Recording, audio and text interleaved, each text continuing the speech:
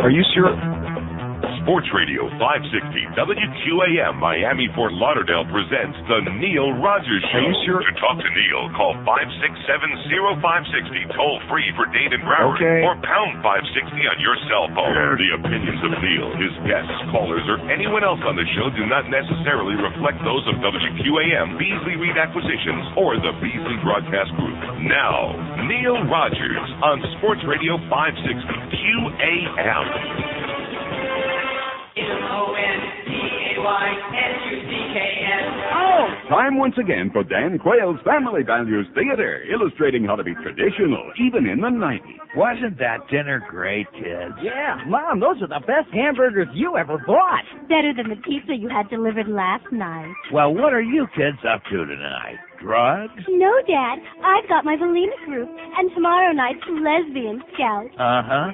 Son, you need help with that scale model serial killer you're building? Some other time, Dad. Cindy and I are going shopping for condoms. Oh, sounds like you're getting serious about that girl. Oh, Dad. Well, I think your mother and I will relax and watch some porno movies. Gee, you two are the best parents a kid could ever have. Thanks, Dad. Oh, that's quite all right, dear. Thanks, Mom. That's quite all right, dear. Join us again next time for Family Values Theater, where life is a figment of the Vice President's imagination. The bad news is Quayle to quit the race. God damn it, man. I was just getting excited about him, you know. He's going to quit the race. He's got nobody wants him, and he's got no money, and he's a moron and a jackass and a simpleton, and he never stole a freight train, and there's still nobody wants him. He's out. Another loser. So anyway, speaking of that, boy, we got a lot of losers around this place, I'll tell you that. Boy, have we got a lot of Are you sure? positive. So at any rate, before we get into that OJ business, oh boy, I got so much stuff here today, I might not have time for too many calls. But at any rate, George is going to tell us about his appearance at Primeco on Saturday. Come on, I hear it was great. I hear the turnout was sensational. I hear that they were knocking down doors, that they were like coming in from all over the Tri-County area to avoid that. No, seriously, what do you expect? Gary Sarner, by the way, did I mention today? He's an asshole. Did I mention that yet? No. And, of course, he'll blame the nephew, and the nephew will blame Sam, and this one will blame that one. And how about let's blame Sam Itis? We haven't seen him in a long time, thank God. That's our poll question, by the way. Who's the bigger asshole, Sam Douchebag, our promotions guy, or Sam Itis, the former IOD salesman? Now, that's tough. That's nip and tuck. That's right in there. And, by the way, Phyllis, we're on to you, okay, sweetheart? Oh, but we'll get to that later. The water Nazi. Her and her... Roy! Boca Brian's listening, by the way, and I'm sure he is. A great comedy bit idea for you. Remember Neil Rogers' disease? Remember that? Uh-huh. Lee Fowler? Uh-huh. Remember all that stuff? How about O.J. Simpson disease? Because we have 3 people in this building who have a terminal case of O.J. Simpson disease. You know what I mean? Uh-huh. So anyway, George tells me that the only thing that the small handful, wanted to find out that showed up at Primeco on Saturday was, did he actually go to the swing club and did he do it? Did he do it? Now, why does anybody care about your sex life, by the way? Why should anybody care? They don't have one of their own, apparently. That must be it. I can't imagine anybody's sex life I care about less. Well, I mean, I probably can think about some, but, I mean, talk about boring. And it's got to be boring. That's why he's got to keep dragging his wife, getting her all liquored up, and schlepping her to these swing clubs because he's got no sex life. Because like most other married stiffs, if you pardon that expression, after a while, yeah, it starts getting a little stale. You know what I'm talking about? I'm not talking about the aroma. I'm just talking about the experience. It starts getting a little moldy and stale. And speaking of appearances, by the way, our Center 1 campaign kicks off October 1, as it does each year here on this station, which means the best in the LCDs will be at your spec stores all over town. Have we found out yet, by the way? Are they going to do it at the specs over in Fort Myers since I found that store on the list? We don't know yet. Oh, we don't know yet. Are we going to find out by Saturday? I would hope. That would be nice. So anyway, our first appearance is this Saturday at the Specs in the Sawgrass Mills Mall, noon to 2. I'll be there. George will be there.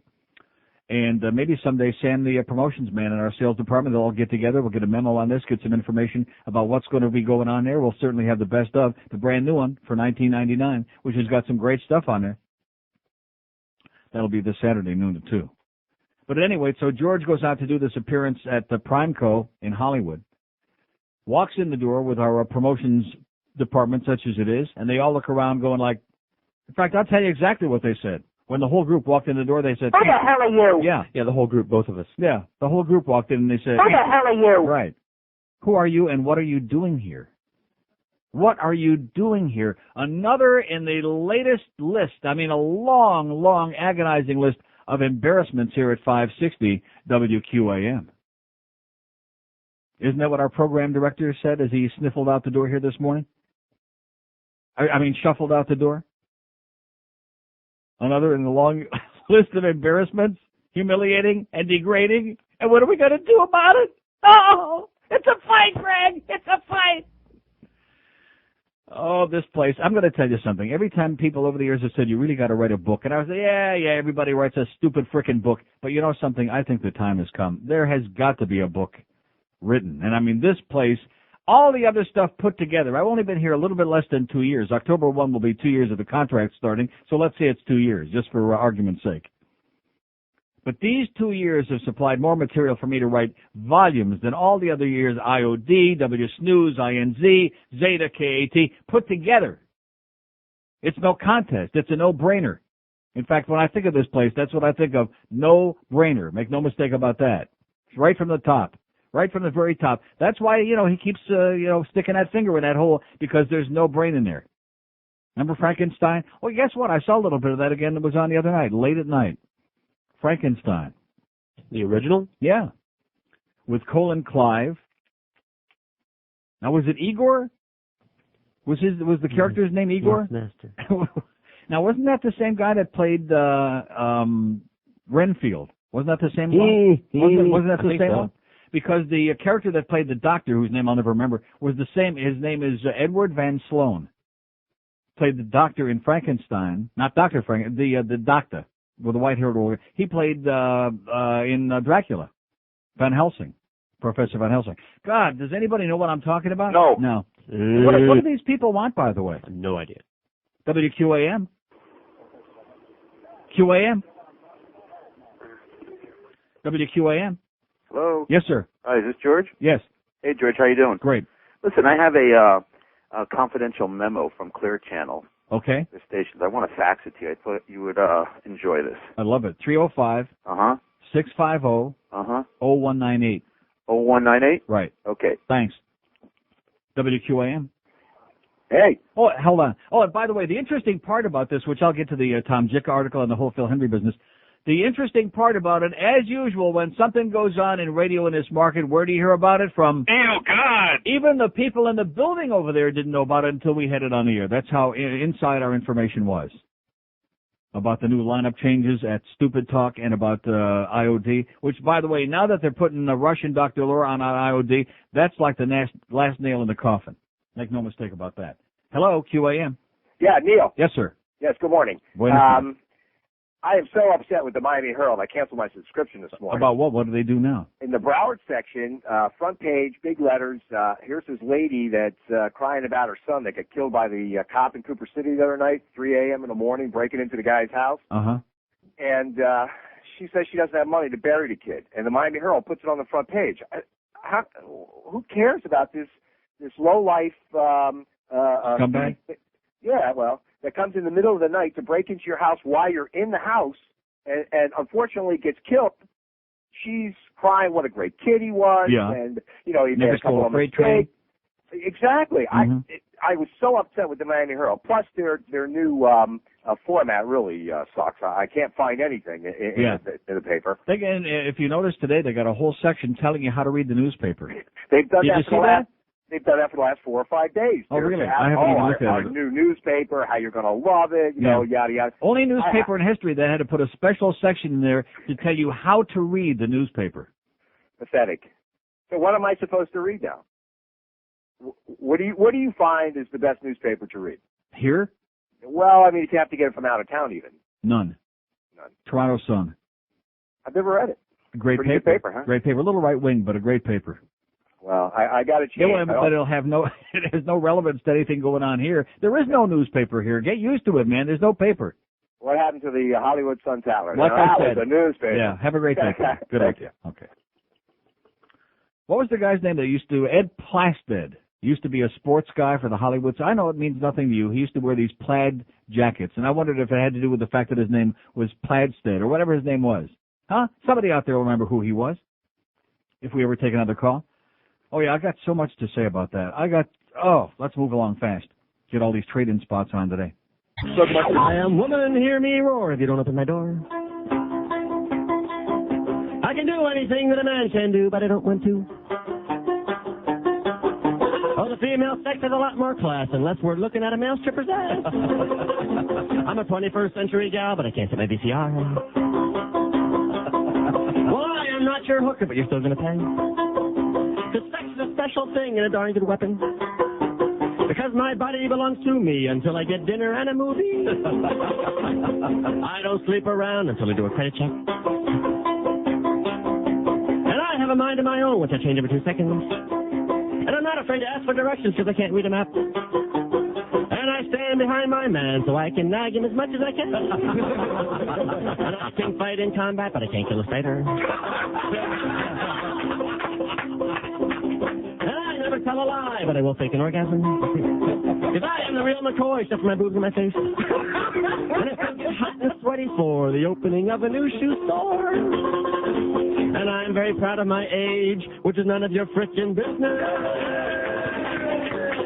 Oh, this is the best. Thank you so much. Thank you profusely, the guy that that faxed me this internal memo. Although it does say at the top, go Canes. Now, that's kind of sad. How about those Canes? Too bad about that. Oh, maybe he means go as in don't miss the bus. So here's the internal memo from the inside from Clear Channel Broadcasting, which fits right in. Oh, but before we get to that, so getting back to OJ, got so much crap here today, man. I mean, we're just loaded with crap, heavy duty. So on Friday, we're rolling along, singing our usual song here, doing the show, and George starts getting all these calls on the inside line, the outside line, the bat line, lines that haven't even been activated yet, from out at the golf tournament at Lago Mar. Let me give you a little background on this again. Let me set the stage. Months ago, what was it, maybe 4 months ago? Tracy Caracedo, how convenient that Tracy's not here anymore, by the way, and Screw Ann Winnick, our sales manager, such as she is, who's got a lot of naked pictures. They come in here, and when the show ended at 2 o'clock that day, and they come up with this idea, oh, well, you know, we know you're big on Center One, and we do the thing every year, the fundraiser, and we got a great way to raise some extra money for Center One. It's this golf tournament. And, of course, my first reaction, being a big golfer myself, I thought to myself, a golf tournament? What the hell do I have to do with that? Oh, no, you don't have to do anything, but we can raise a lot of extra money. And, of course, they didn't mention we can go out and sell it and get sponsors on it and, you know, siphon some more bucks into the station that way, too. This is a way we can, you know, financially exploit your Center One campaign. Of course, they didn't say that. And somewhere during the conversation, one of them mentioned, oh, and, you know, we can get O.J. Simpson. I said, if O.J. is involved in this in any way, shape, or form, I don't want anything to do with it. I'm sure that Center One doesn't want anything to do with it. They won't take the money. We don't want to be involved with no ass murder, okay? Okay, no problem. It was just something that, or somebody mentioned that, no, thank you, no. Okay, I was assured at that point, absolutely, positively, beyond a shadow of a doubt, OJ would not be appearing, would not have anything to do with this goddamn golf tournament because otherwise, you know, just stop and think of the sponsors too, by the way, who might be a little bit. Oh, man. Because I understand this morning from some of our salespeople that at least one and maybe more of our sponsors stormed off the course as soon as they saw the axe murder out there on Friday, pissed off and fired up. Not to mention that the people at Center One were psychotic, and that I was psychotic, and anybody else associated with this thing and promoting it. See, I don't want to speak for anybody else. But I have a feeling, just like I told you about Mandich, and right out of the box, he ripped OJ an ass. Nice going there, Mad Dog. Yeah. I don't think anybody on this radio station would have read one promo or gotten involved in any way with promoting this golf tournament if any of us had known that OJ was going to be there. Oh, man. Not to mention the fact that LT was there, too. Kind of like a Jimmy Johnson event, you know, as many scumbags as we could find around. They rounded up and brought him in. Too bad Demetrius Underwood was busy up there stabbing himself up in East Lansing. We could have gotten him out there on Friday, too. So the phone starts ringing around 1:30, and we're getting spy reports from out there at Lago Mar. Guess what? OJ is here. And we're going, oh, you got to be crapping us, man. Now, let me just say this. Come to find out that all the media showed up, too. And you people in the media, what a bunch of suckholes, like I've always said you are. As soon as they found out that he was there, boy, they all come there. They got their live cameras out there, and they got the boom mics and the mics in his... All right. Yeah. They're all over the place. Embarrassing. I'm humiliated for you. So they can go out there and suck his ass. Let me say it again. I want to apologize to any of the sponsors who got involved in this because I can assure you, like I said, I can't speak for the guys in the morning or Hank or anybody else on the station, but I just have a feeling, knowing the way the sentiments are and the way people talk around here, I don't think any of us would have even dreamed of promoting or getting involved or behind this thing if we would have known that he was going to be there or involved in any way, shape, or form with this golf tournament. See, I know it's hard for you to understand some of the people in this building who suffer from O.J. Simpson disease. I don't want to mention the water Nazi and Screw Ann Winnick and those three in particular, the triumvirate, who are part of Greg Reed's inner circle. They suffer from maybe that's why. Maybe it's contagious. Maybe when they're sitting around having those circle jerks, whatever they're doing, those three, maybe they contract it there, you know? Like maybe it's like genital warts. By the way, are genital warts contagious? Very highly. So there you go. So what's new, Phyllis? So the fact that they've got this problem, we don't want it inflicted on us. I mean, if you've got that problem, go home and do your O.J. Simpson blow-up doll. And, you know, I guess Roy was excited that day because when he saw that big black dildo and he came in here and grabbed it, he thought it looked kind of like O.J.'s. Oh, man. That's why he ran out of here squeezing and fondling it, and the dildo, too. And Screw Ann, I don't know what her thing is, except maybe it kind of like has something to do with that. I don't know what that's all about. But we don't want some axe murderer inflicting on us embarrassment. Nobody in America wants anything to do with this scumbag. And you'll notice, by the way, he's not moving here now. That's the new news. Let's hear it for that. It looked like he's moving here. And you want to know why? Because nobody would sell him a house. Every time it looked like he was looking in any neighborhood, everybody got together and said, no way, Jose, you sell him the house and, you'll be 6 feet under. Don't even think about it. We don't want you here, you axe-murdering son of a bitch, you. Oh, man. And all this bullcrap. Well, he was found not guilty. He was found guilty in the civil trial, okay? He was found responsible for the deaths of 2 young people, his wife and Ron Goldman, okay? He was found guilty in a civil trial. So 1 out of 2 ain't bad. And if it wouldn't have been for that dark-complected jury they had and the incompetence of the prosecution in Los Angeles, well, he probably would have been playing golf out there on the goddamn correction course links, whatever they got. Think they have a golf course wherever he would have been? Uh-huh. Oh, yeah. He'd have been out there with the mobsters, eating Chateaubriand and playing. And by the way, I understand he's got real bad arthritic knees. Let's hear it for that. He's hobbling around. And nobody, except for the lowest of the low, except for the silliest of the silly, except for the most pathetic of all. And by the way, I will find out, before I'm through with all of this Sherlock Holmes business I'm going to have to do, I will find out who it was that brought him in. Come to find out, he was brought in a big, long stretch limo. How do you like that? I wonder who's paid for that. Can't afford to be paying the Goldmans and the Browns, can't afford to pay that money he's supposed to pay based on the verdict in that civil trial. They're not getting any of his money. They're trying to sell his old jockstraps, all his old Heisman trophies, everything. They still can't get any of that money out of this murdering son of a bitch. But somehow somebody footed the bill to bring him in there in a big, long stretch limo to make sure it got as much publicity as possible. It's almost like, you get the feeling, not that I'm paranoid, but almost like somebody was trying to stick it in our rectum. You know what I'm saying? Stick it to us. Like, we're going to show you a thing or two. And see, the reason that this stuff goes on here at WQAM is because nobody ever has to pay for the consequences, ever. Oh, maybe, somebody, if they open up a big mouth to the program director, they get suspended for a couple of days. They send them off to FU, for a couple of days. Teach them how to speak proper to the program director so we don't squirt so many.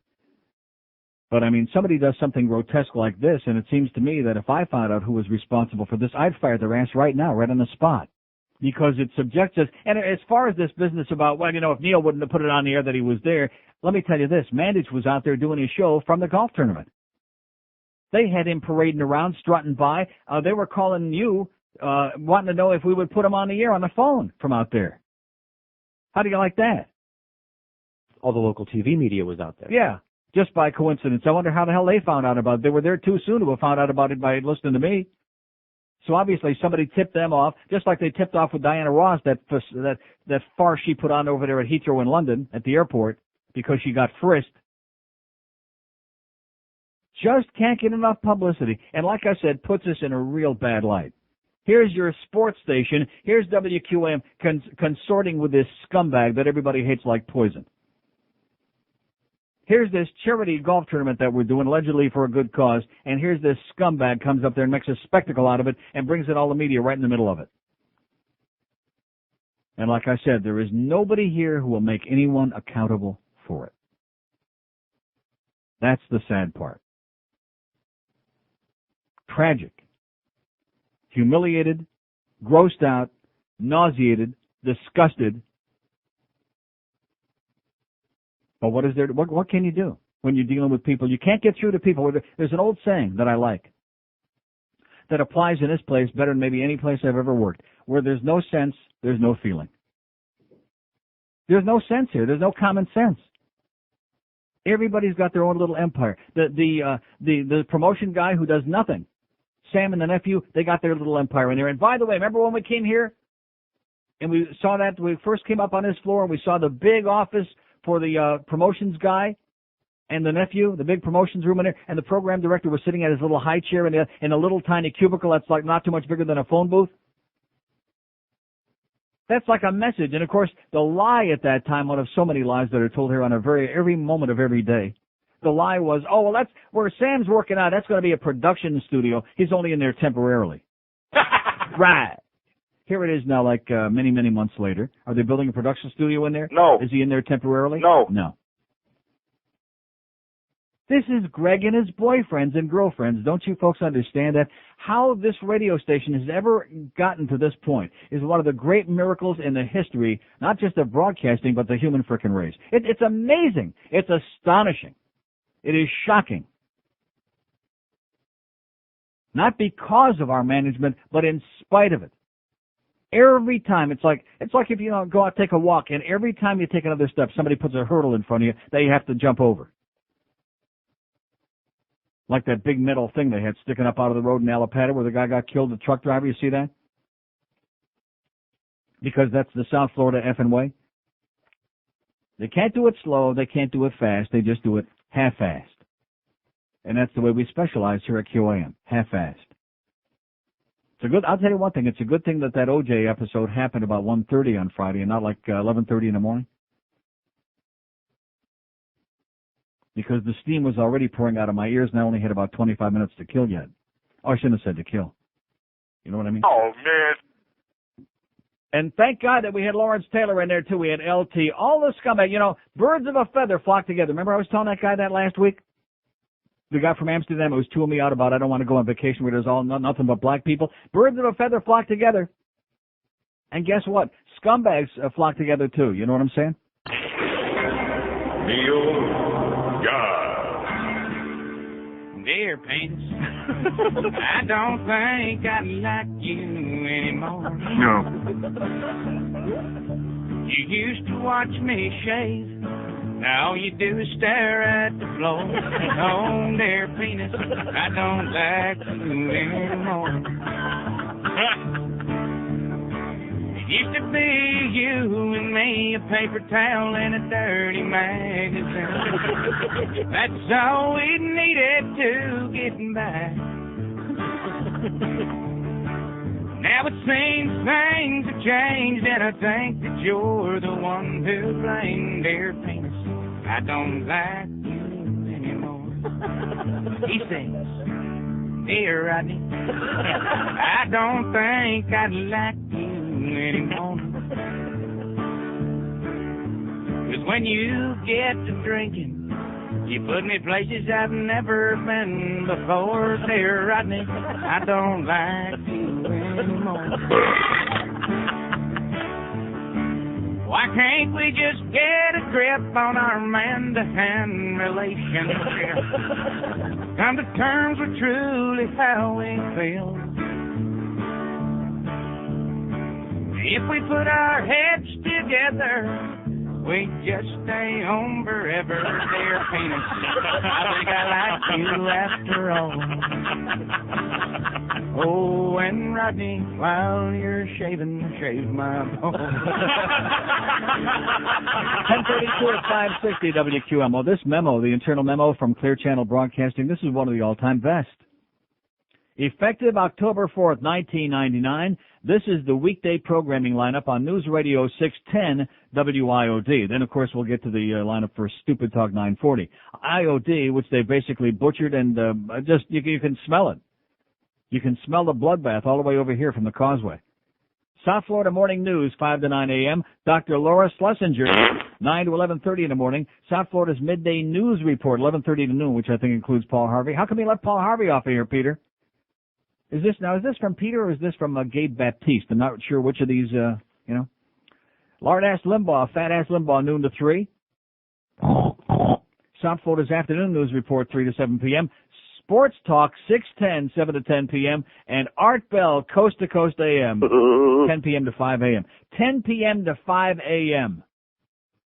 Are you ready for that? 7 hours of crazy people seeing little Gila monsters crawling out of windshields of their tractors. Crazy people in the desert. The nightly 610 sports program will expand 1 hour.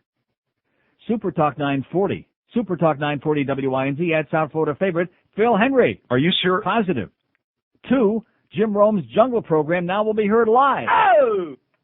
On October 4th, one of South, and you notice I have no compunction about promoting this. I've always done that. All the years that I've been on the air, promote the competition because they all talk a big game. Oh, we're going to do this. We're going to kick your ass. You know, something ain't going to happen. Ain't going to happen. But we'll get to that.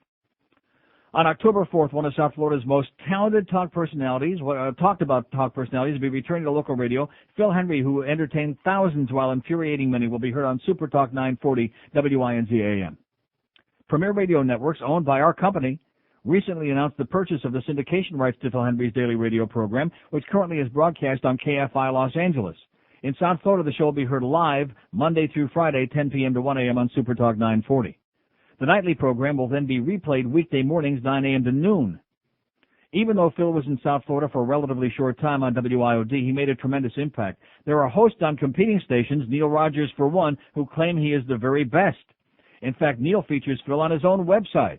Did I ever say Phil was the very best? No. No. Is he great? Yeah. Is he the very best? No. No. Replaying the previous night's program will give thousands a chance to hear Phil who normally could not. Of course, that's not just because people are going to bed at that hour, because their signal at night blows and nobody can hear it, especially in Broward. Phil is such a major talent that we couldn't pass up having him on the same station with Rick and Suds, Brooke Daniels,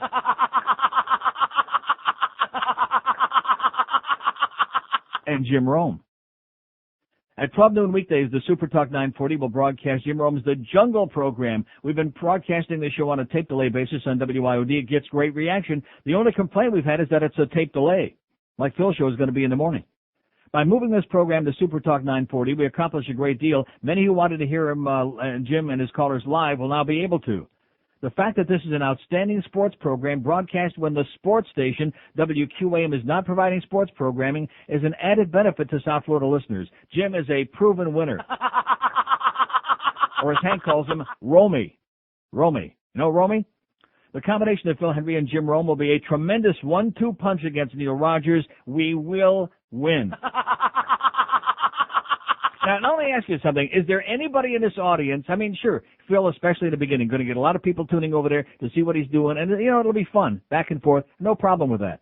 But Jim Rome in the noon to 2 hours? Is there anybody, do we have the sports nerds listening to this show? No. You people over there understand who my audience is? No. No. The only people ought to be concerned about Jim Rome being on noon to 3 is, I guess, anybody that's doing a sports show from 2 to 3. and the people over there at Waffen. What's Barry Jackass? I bet he won't be laughing now. They won't be laughing at Waffen now that they got Jim Rome to deal with against the 2 live Jews there in midday. To slice up that little pie even thinner. To slice up that 1.5% even a little bit more. But we will wean. Also joining the station lineup, starting at 1 a.m. weeknights, is talk personality Ed Till. Oh, my. Oh. He is currently the late-night host at Los Angeles talk station KLSX from early in the morning with Rick and Suds throughout the day with Phil, Jim Rome, and Brooke. Even late into the night with Ed Till, Super Talk 940 becomes an energized and consistent entertainment machine. A big, gigantic entertainment machine. Steamrolling you, just bulldozing you, bullcrapping you with entertainment 24 hours a day. Rolling over the audience. The daily lineup for Super Talk 940 will be Rick and Sud 6 to 9 a.m. See, now why does it say 6? It's 5:30 to 9 a.m. Even in his own memo, he can't get it right. Get it right, Bolger, you jackass, you idiot. He's an asshole. Jesus Christ. 5:30 to 9 a.m., Rick and Spud. I heard them this morning, and believe me, they need the added help from me. Trust me when I tell you. Oh, God. Phil Hendrie, 9 a.m. to noon. Are you sure? On tape. Jim Rome, noon to 3 p.m. Brooke Daniels, 3 to 6 p.m. Tom Leykis, who, by the way, will be leaving. He will be leaving. That's right. When it says, even on here, it says the Leykis show contract ends soon and will be replaced. 6 to 10 p.m. Phil Hendrie live, 10 p.m. to 1 a.m. and Ed Till, 1 to 5:30 in the morning. Have you ever heard Ed Till? Let me tell you who Ed Till is. Years ago, in fact, I can't think of the guy's name. There was a guy who was the PD at WGBS when they were doing talk. When I was at WS News, and this guy was obsessed with me. I mean, just obsessed. Ken Malden would know the guy's name. I can't think of who it was. But anyway, he used to bring, I was working 8 to midnight, and at midnight, when you're doing a 4-hour show and it's frickin' midnight, you want to go to hell home, you know, or go out and eat or something. You want to get out of the building anyway.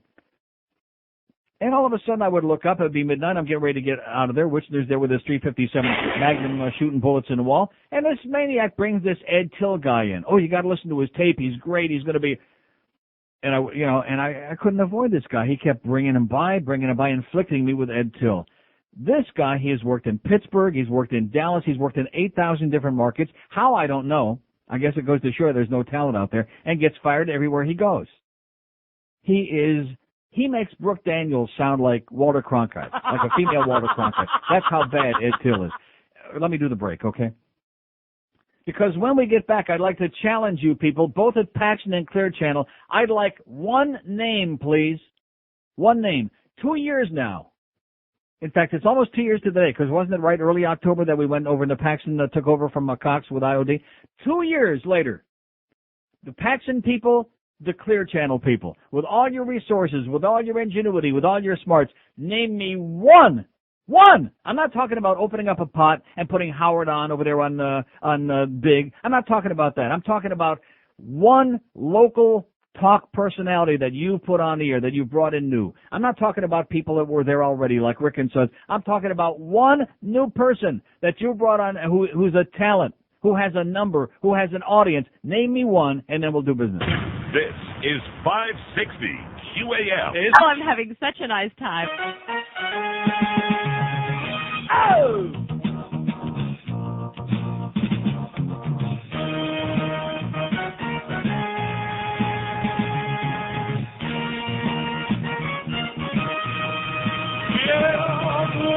Sable in a black sedan. I want you hop inside my company car.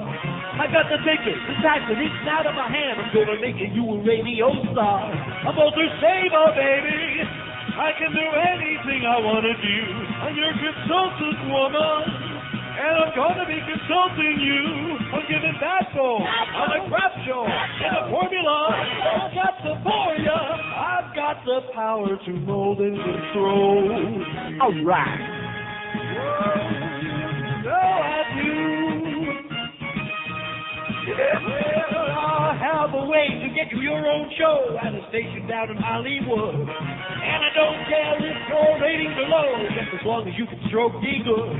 I'm Walter Sable, baby, and you'll do anything I want you to. I'm your consultant woman. Spread your legs when I desire you. I'm gonna phone ya and own ya. I'm a dumb slot, can't get a real job. That's why I'm a consultant, 'cause I'm just an asshole. I had one in my mouth once. 10:45 at 560 WQAM. So anyway, speaking of Karen Kay, anybody heard her lately? No. How about Greg? How about him? How's he doing? How about Mike Church? Heard him? No. Now, I don't even know the names or remember the names of some of the other people because I was during my 7-month hiatus when I wasn't here very much. But they have had coming and going a succession of losers, and not the least of which, by the way, who was still astonishingly part of this great new award-winning lineup. Now, there's a new trend that comes out at 2:30 today, so I'll have all the numbers tomorrow morning. But there's a new trend that comes out, which will be 2 months of the summer book. It'll be June, July, and August, which July and August are part of the summer rating book, okay? I wouldn't be surprised if she owes points by now. This is a person who got canned there the first time because nobody was listening to her because she's a no-talent bitch.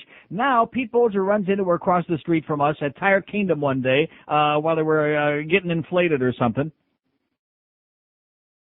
And, oh, yeah, would you like to come back to work? Sure, why not? Okay, great. You know she's on the wrong station, don't you? She ought to be on Waxy. But that's an inside joke. You know what I'm talking about? But at any rate, so, and here she is taking the Rick and Suds numbers from the afternoon, and they're going down and down and down and dropping like a rock. The number of people, you could rent out a goddamn telephone booth and have room left over with the size of the audience she's got left. And let me say it again. Phil Hendrie, on tape, great talent, no mistake about it, but on tape, syndicated. Jim Rome, syndicated.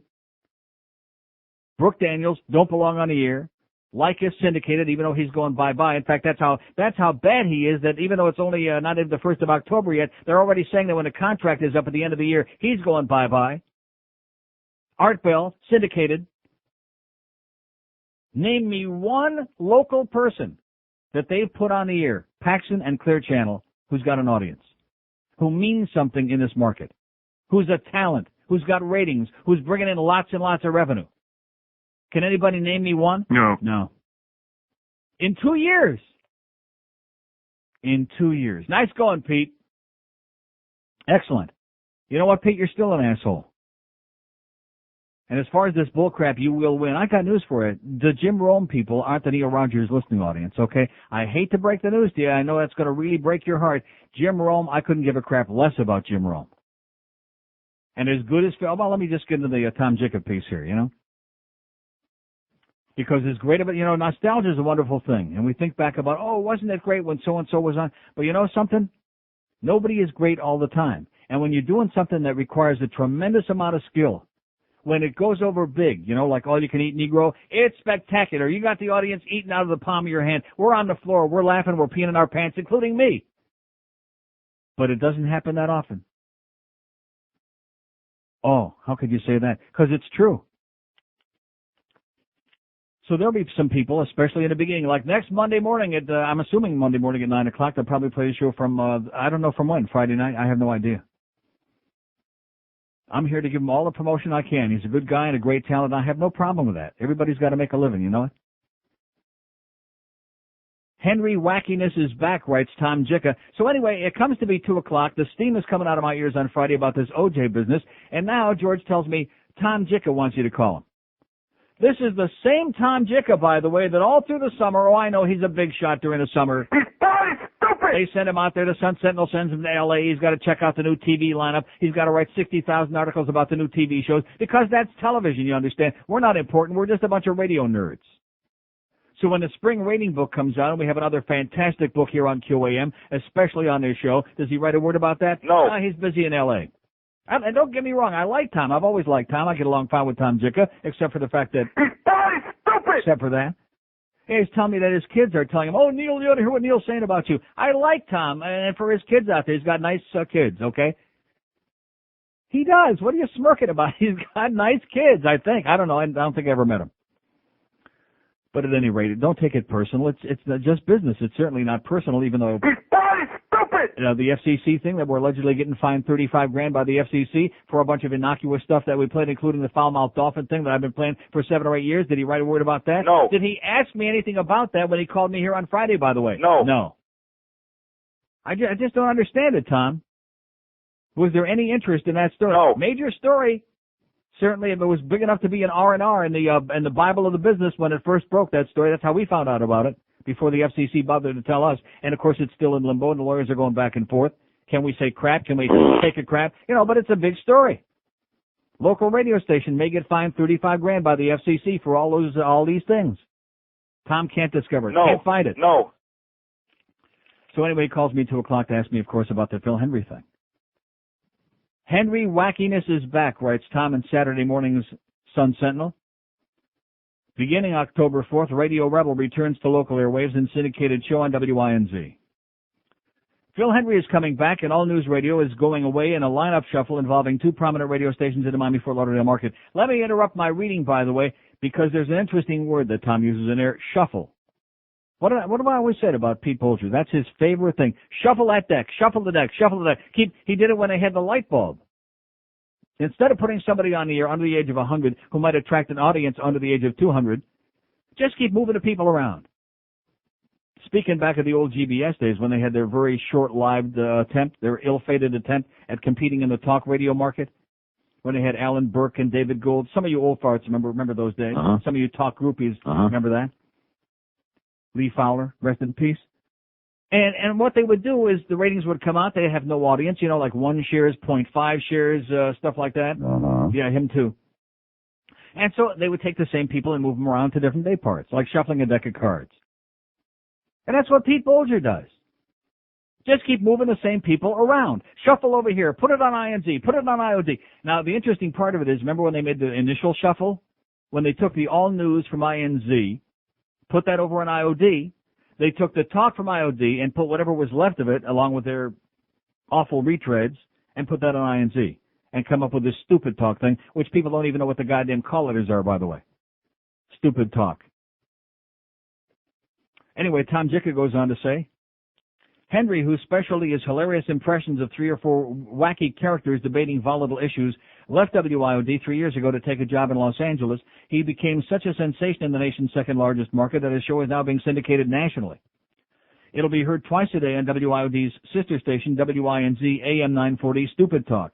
Hendrie's live program will air from 10 p.m. to 1 a.m. A rerun will be presented the following weekday morning from 9 a.m. to noon. This will put the final 2 hours directly opposite Neil Rogers on WQAM AM 560. Rogers, who once was Hendrie's lead-in on WIOD and has been his biggest booster, is unfazed. Now, here's where we get to where Tom makes a little mistake, okay? Generally speaking, Tom, you usually quote me fairly accurately, but I did not say this. It won't affect me at all, he said. People who want to listen to Phil will tune him in live at night. They're not going to listen to tapes the next day. That's not what I said. That's part of what I said. I said in the beginning there's going to be a lot of interest and people will go over and sample and they'll be tuning back and forth. The reason that they're going to be tuning in the morning in Broward and not at night is because they can't hear the signal at night. It doesn't take a rocket scientist to figure that out. So this is a very convenient excuse for the people at Clear Channel to say, oh, we're not just trying to knock off Neil Rogers because we're desperate and we can't come up with some new talent to put on there against them, and we got to run tapes of the same show from the night before of Phil Hendrie, but we're doing it as a service to our listeners because of that crappy signal we got at night that nobody can hear.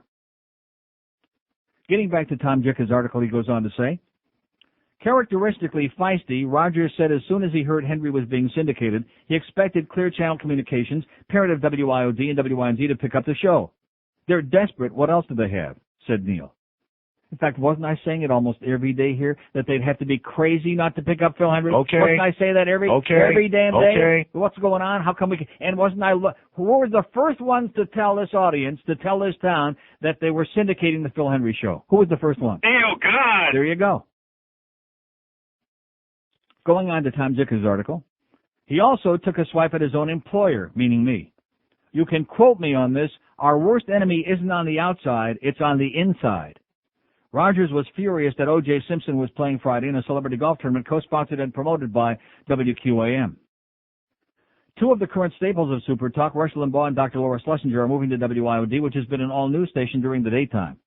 WIOD's news blocks will be limited to morning 5 to 9 a.m. and afternoon 3 to 7 p.m. drive time. After a half hour of news, another half hour, including the 15-minute Paul Harvey report, will run from 11:30 to noon. The rest of the day, WIOD will also present talk programs.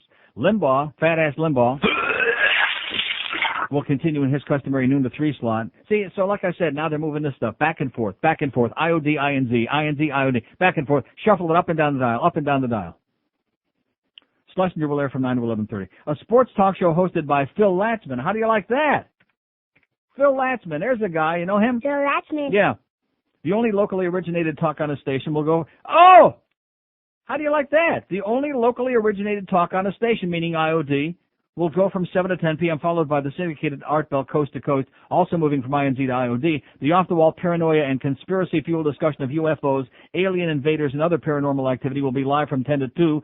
3 hours of Bell highlights will fill the void till the morning news drive. So you got 7 hours of crazy people on the Art Bell show, 10 at night till 5 in the morning, which nobody can hear it anyway, thank God. Jim Rome's sports show out of Los Angeles is moving from tape delay in the evening on WYOD to live in midday on Supertalk. Rome will be heard after the Hendrie rerun from noon to 3 p.m. Brooke Daniels, astonishingly, now Tom doesn't say this, but he should say it. I'm saying it. Astonishingly and amazingly, shockingly, Brooke Daniels will continue from 2 to 6 p.m. in spite of the fact that she's blown out almost the entire audience.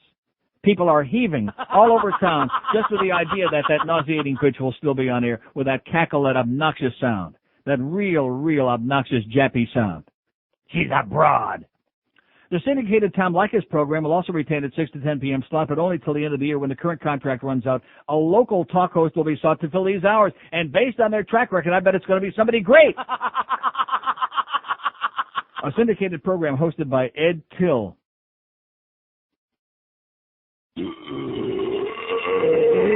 A newcomer to South Florida. Will air from 1 to 5:30 in the morning when Rick and Suds will kick off the new day from 5:30 to 9. All the changes are scheduled to go into effect next Monday, October 4. You heard it here first on Friday, right here first on 560 WQAM in spite of our management. This is 560 QAM. WQAM. Fort Lauderdale.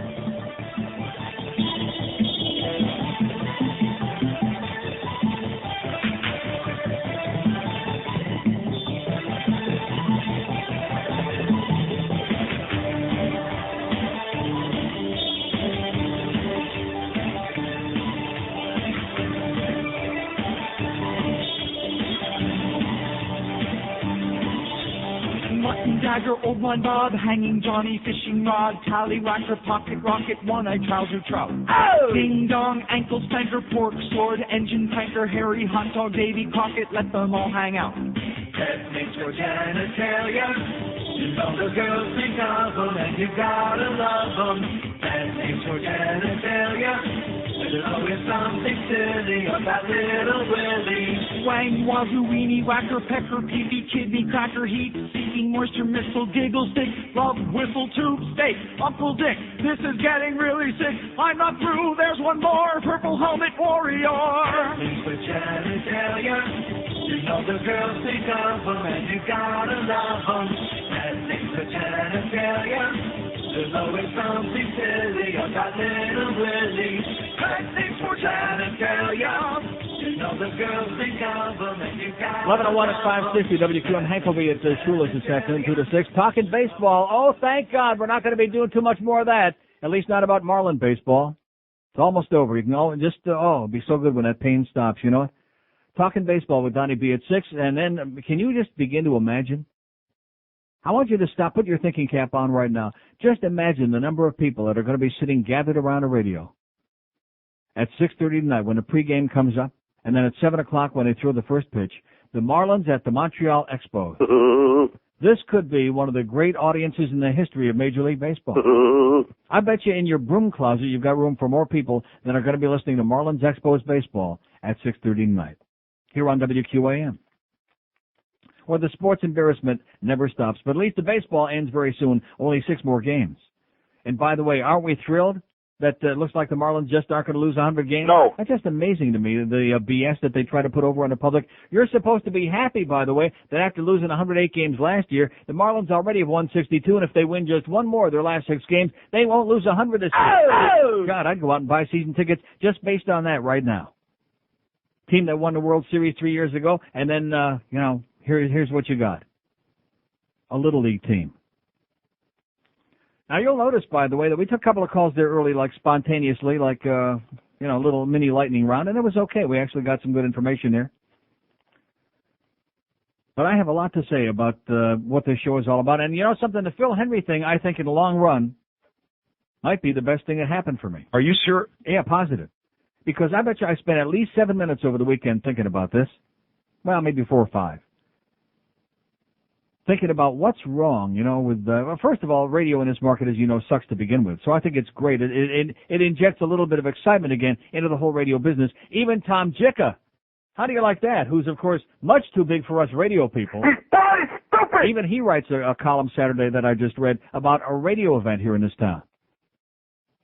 When's the last time that happened, huh? 10 years ago, Sukkot? So it's good to have something alive on the goddamn radio. It's alive! Like they said in Frankenstein, it's alive! Not too often, not too many hours of the day. But anyway, I was thinking about what's really bad about radio, about talk radio anyway in this town. And you know what's really bad about talk radio besides a lot of the so-called talent? The calls. See, there are some people out there, oh yeah, if it wasn't for us callers, no, if it wasn't for the listeners are the ones who count. 99 9/10% of them who will never call under any circumstances, which is very obvious, by the way. You can beat them silly with a baseball bat, and they still won't call. And when you stop and think about it, would most of you call? Would I call a talk show? How many times I called the morning show once when I was driving to work here very early on? Some hockey thing. It was back during the days that they were doing the hose job on Brian Murray and licking his body parts. And I called them because I was psychotic over something they said. That was back before the days Geldy grew up here. Nice going, Geldy. Oh! And thanks for the news that Alan McCauley is going to play. Oh, I was very nervous about that. But then you don't want to hear about that. They don't know who that is. But anyway, that's about the only time I can think of in the 2 years that I've worked here that I've ever called in.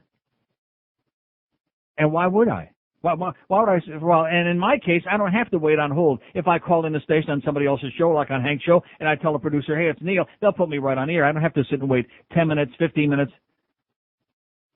But the callers, stop and think about the quality of the calls. And how many times have I talked about the sports callers? Oh, you think that we get bad calls many, many days, and we do. But the callers on these sports shows, they're enough to make you want to put a gun to your head, or theirs, or both. Terminal. Ponderous. Hey, Andy, you think the Yankees, is Levon going to win 20 games? And that's one of the better calls. Terminal. Ponderous. Puke-inducing. This is the problem.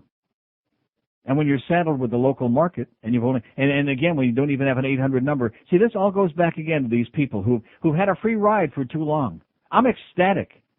I hope they got June Allison as the standing at the doorway now to greet them every morning. I hope they're peeing in their pants. Because everybody's coming after this place now, and long overdue. They've had a free ride for a long time. They stepped into a bucket of, and they didn't even know it. They couldn't even smell what it was. All they knew is that all this money was rolling in here, and all these big ratings were rolling in here, especially during the middle of the day, and it was filtering out to other day parts. And did they do the smart thing? Did they do what makes any sense? No, what they do. I heard Mandich on Friday, who had a 5.5-minute segment, not a 5.5-minute commercial break. He had a 5.5-minute segment, and was going on wailing as only he can do about the fact that, he had done all of this homework and read all these articles and put all this, made all these notes for things that he wanted to talk about Friday because he knew he was going to be doing the show. And he said, why did I bother? I'm only on for like 5 or 6 minutes at a time as kind of a buffer in between commercial breaks.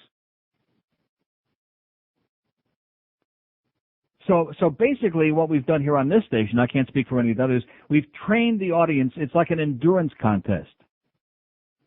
Not only can we get you to call and say something fairly intelligent or entertaining or amusing or provocative, whatever, but can we get you to hold on through some of the longest commercial breaks in the history of the business, certainly in the history of AM radio. I mean, for a long time now, FM radio, because they like to do those long, we got a 20-minute uninterrupted music sweep. Well, the reason they can do that is because they jam up a whole bunch of spots every time they do the commercial break 3 times an hour. So FM has been doing that for a long time, just like they do on Howard Show.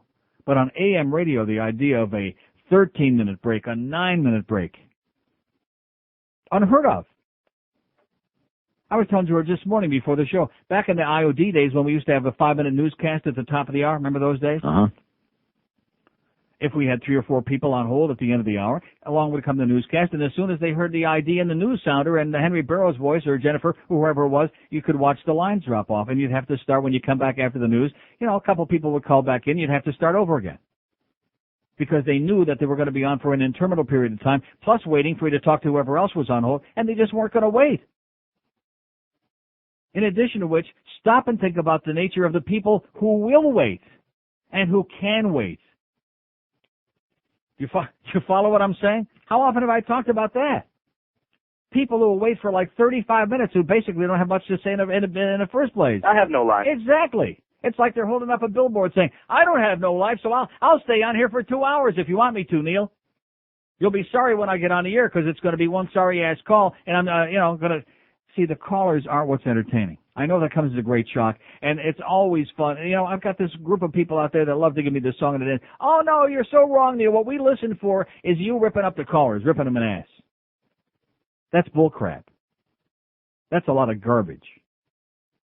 I can think of days when I've left here, and during the course of those shows, and there have been so many of them, and people calling in and say, oh, boy, it sure is tough today. Honey, these people are sure. Right. So many of those days. When you're on in one market, you don't even have the 800 number, like I said, to talk to people who may be listening on the internet, who may be over in Fort Myers. To expand you've got to have a ton of people out there. If we were, syndicated on 25 stations or in 5 or 10 markets and had an unlimited number of phone calls, then you can go through like 7,000 phone calls in an hour. You know what I'm talking about? But when you're sitting here talking to yourself and you got like 1 or 2 people on there and you're pumping the numbers and pumping, and I hear it all the time. I heard Rick and Suds doing it this morning. I heard one call on there all the time coming to work. I heard Defo doing it this morning on the worst team, pumping that number. Why? The callers, generally speaking, 80% of them, I would say, just to pick a number out of there, the callers suck. They have nothing to say. They're not interesting. They're not funny. Like the guy that called here last week or the week before. Very early in the show to give me a song and a dance about his problem parking in downtown Miami and they charged him too much. I could sit here and hear radio dials in my head clicking. I could hear the audible sound of people clicking, reaching and twisting and turning and yanking their radios in the off position. That's how boring you were, sir. You were puke-inducing. You were sleep-inducer. Yeah. To be continued. 10 after 11 at 560 WQAM if you want a great meal. By the way, speaking of great meal, before I do the spot for Emerald Coast, what are we doing for lunch today? Now that you and I are both porked up over the weekend. Right. Nothing Whatever for you? you want. I'm not eating. You're not eating, huh? Painfully fat. Really? Can't tie my shoes. Too bad. I'll eat. I guess we can't have Atlantic City subs in again then if you're not going to participate. I'll eat the guts out of it. Okay. Yeah, you're so full of crap. I'm not eating, but if you're going to if you insist, yeah. He'll eat the guts. Anybody out here want to bring their guts? George will eat them. Hello, this is Bob Dole. You know, a few years ago I had prostate surgery. Initially, I was worried simply about recovering. Then I began to worry about the post-operative side effects like erectile dysfunction, ED, sometimes known as impotence, also referred to as whiskey wiener, leg of limp, soft serve, down periscope, wobbly willy, flaccid flagpole, heading south, spaghetti syndrome, limp biscuit, ding dong, the witch is dead. But there is help. You need to see a doctor. With a little courage and proper treatment, he can help you achieve an erection, sometimes known as a boner. Often referred to as a stiffy, hard time, pocket rocket, granite gumdrop, concrete crawler, roll of quarters, a chubby, pitching a tent, or being harder than Chinese algebra. And when you do get help, there's no reason to be ashamed, because there's now hope for men and their partners. Hope that they'll soon be able to have intercourse, sometimes known as sex, often referred to as the Humpty Dance, bumping uglies, hiding the salami, splitting the uprights, the tube steak boogie, getting some on you, matching mad, taking a trip to the mound. So remember, it's a little embarrassing to talk about, but with a little courage and a few creative euphemisms, you too can leave behind the soft rock, get yourself some hard salami, and ride the baloney pony into a bright new future. I'm Bob Dole. Thank you. I do like hard salami, by the way. It's 11:16 at 560 WQAM, so here's a fax from one of our fine sponsors, chewing out John Penis, by the way. Ripping him an ass for not servicing his account. How unusual, huh? I don't want to mention who it is on the air. So anyway, speaking of on the air, the poor guy, very astute facts here, by the way, about the private memo over there at the Clear Channel. Now, and this must be from the inside over there. Oh, I don't know. He thought he was talking to you, the guy that sent me the fax of that memo. I was on the air, sir, so you're probably going to be fired. We're very sorry about that, but hey, that's the way it goes. When you call a radio station, you're probably going to be on the air. I'm so sorry about that. Am I sorry about that? No. Well, that's the way it goes. He probably didn't work over there. Probably found it under his, like we find all the memos. The janitor. Put it under the door. The janitor done it. The dog done it. So anyway, getting back to this thing about the phone calls, and I noticed, by the way, as soon as I said that, the phone stopped ringing entirely, which is okay. Because I took a few calls there in the first hour, and my new approach to this show is going to be, unless we get an 800 number, unless we start doing something, to expand our horizons a little bit, I'm going to take a few calls here and there. And the show is going to be a lot more of me and a lot less of you. No, seriously, that's what it needs to be. Now, when you do your fill-in, you do whatever the hell you like. You want to, go on there and talk about, your experience at the swing club and every grotesque detail. That should take about 5 minutes. Just about like it took you. But when you stop and think back, all these years, the great phone calls that I've had over all these years, 23 years I've been on the air in this town. How many stand out? The bridge tender, the scooting lady, which, to be honest with you, that wasn't all that great to begin with. And then the guy that we had, which I'll play in a little while, I'll kill some minutes, the fraternity guy who wants to run naked on the beach with his buddies, which is only a few days ago. We had that one. The dingo lady. Made a promo out of it. Yeah. That's 4 in 23 years. That's like one every 6 years. I'm talking about calls that are really memorable, that are either really funny or really provocative or really something, like that. 1 every 6 years. Do you have any idea how many phone calls you have to go through? Just stop and try to figure it out. How many calls could you take in 6 years to go through and come up with 4 in 24 years? One hell of a lot. Watch. I'll prove it. WQAM. Neil. Yes, sir. Hey, wow, got right through.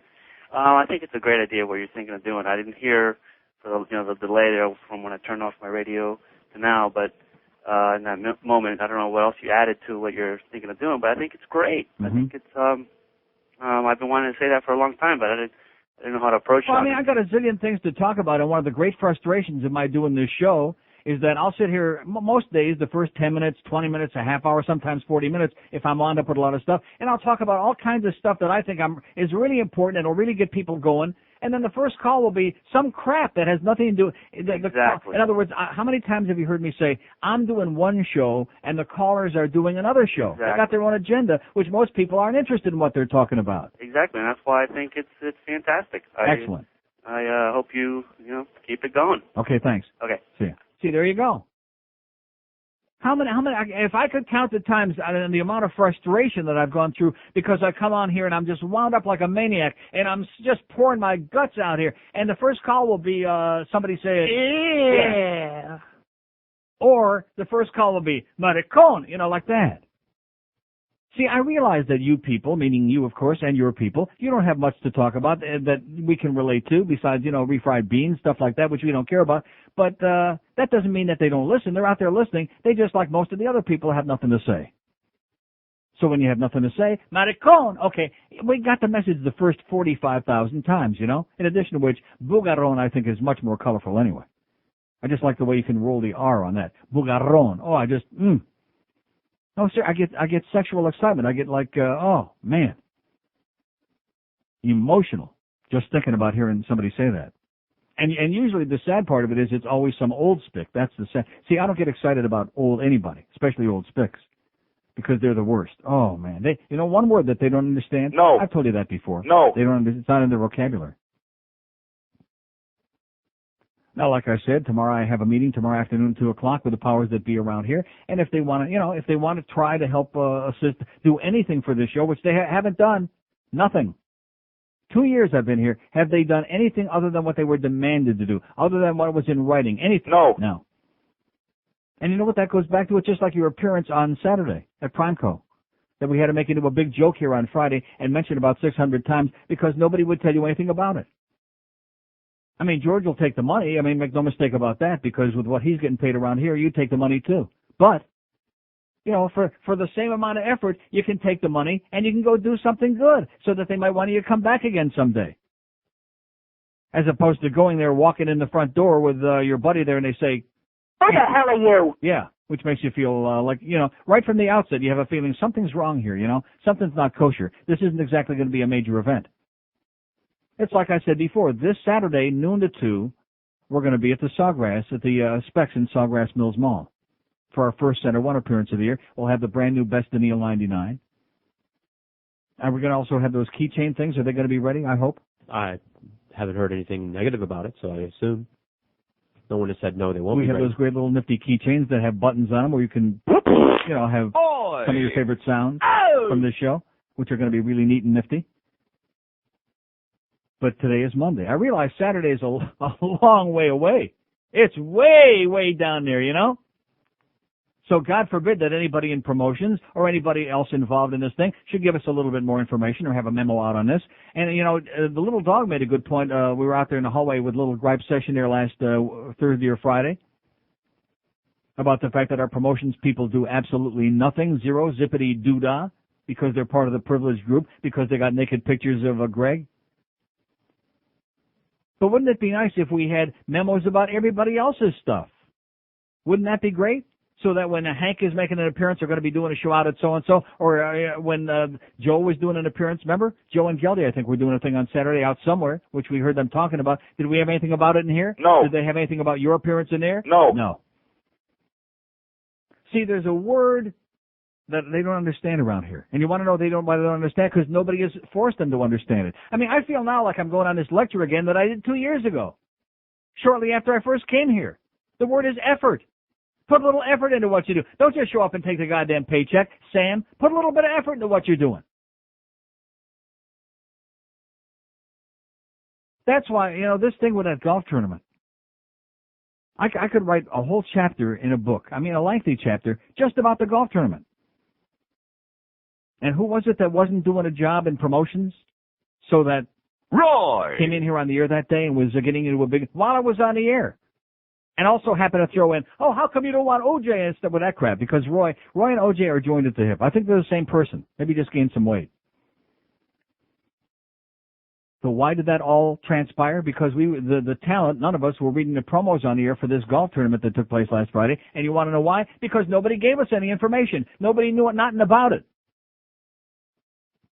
Because once again, somebody who's got a privileged life, who's got a free pass, who's got a scholarship, whatever term you want to use, who's got a job for life, didn't do his job. See, I have a difficult time reconciling all of these things. I really do. Knowing that there are some people, some of us who come in every day, who try to be conscientious, who really take a little bit of pride in what we're doing, even though it's here. And then there's a whole bunch of these floaters. Floaters. People who are just kind of floating their way through life, taking an easy paycheck, getting laid as much as they can, getting as much head as they can, and getting ahead in life, I guess is their motto. And they're enabled to do it with the management that is either weak and spineless or ignorant or oblivious or conspiratorial or whatever. All of these things put together, I don't know. I think I'll find out tomorrow. But it's tragic. And like I said before, now that you got people coming after you from all different sides, Greg, they're not just going to sit back and give you a free pass. It's not like what you do with Sam and some of these other people here, just giving them a free ride, a free lunch. It's not like that. There's competition. There are other people out there who want those dollars. All those millions and millions and millions of dollars that are pouring through this place. There are other people who want their piece of the pie. So whether it's those goofballs down there with their make-believe station down there at 1700, or whether it's Pete Bolger who all of a sudden thinks he's a broadcaster because he can put Phil Hendrie on for 6 hours a day and Art Bell on for 7 hours a day and think he's got radio stations. Whatever it is. It just keeps chopping up and divvying up whatever piece of the pie you got. So the 2.5 share becomes a 2.1 share, and then maybe it becomes a 1.8 share, or whatever it becomes.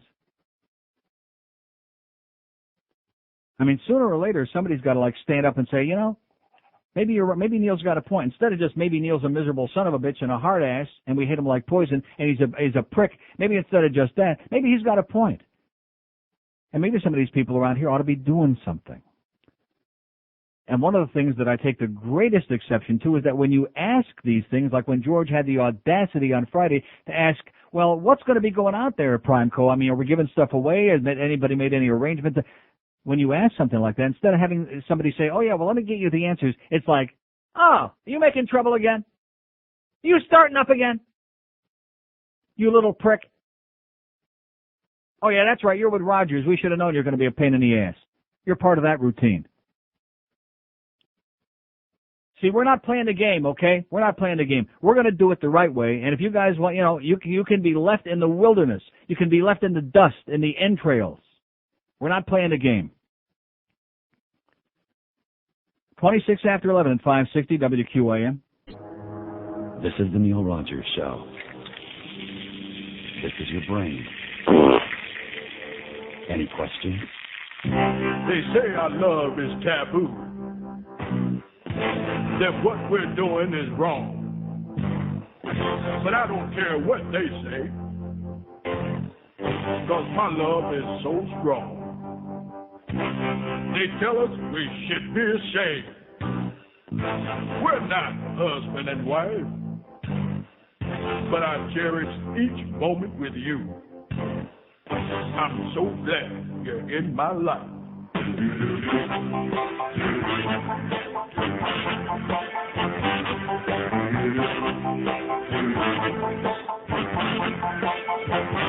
You're my prison bitch, my prison bitch.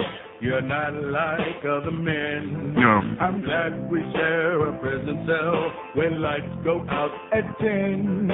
I can't escape the way I feel, now that would be a crime.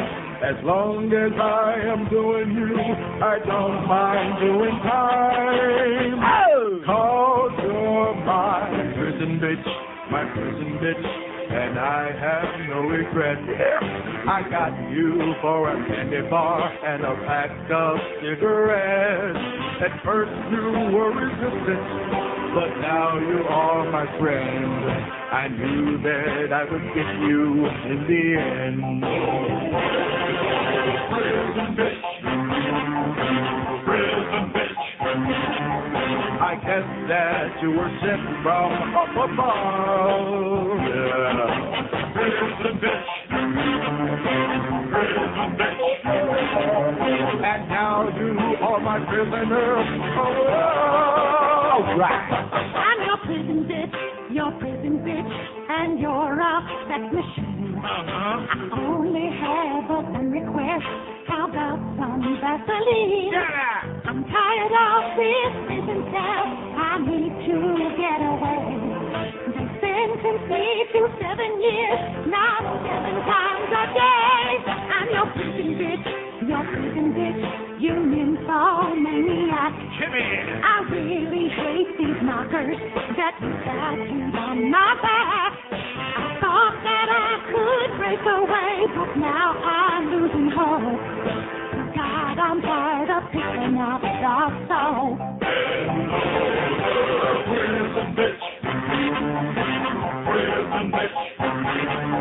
Turn out the lights 'cause I can hardly wait.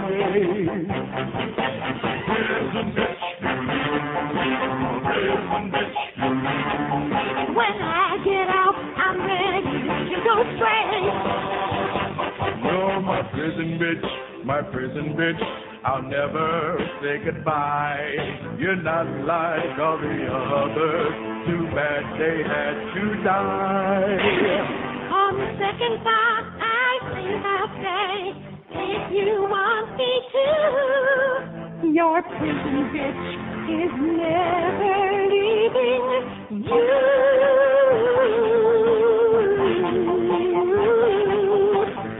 Yeah, first you were my cellmate, but now you're my soulmate. So come here, baby. Come here. Oh, no, not again. No, I know why they call you a heart criminal. Hang on. You're about to find out why they call this the pokey.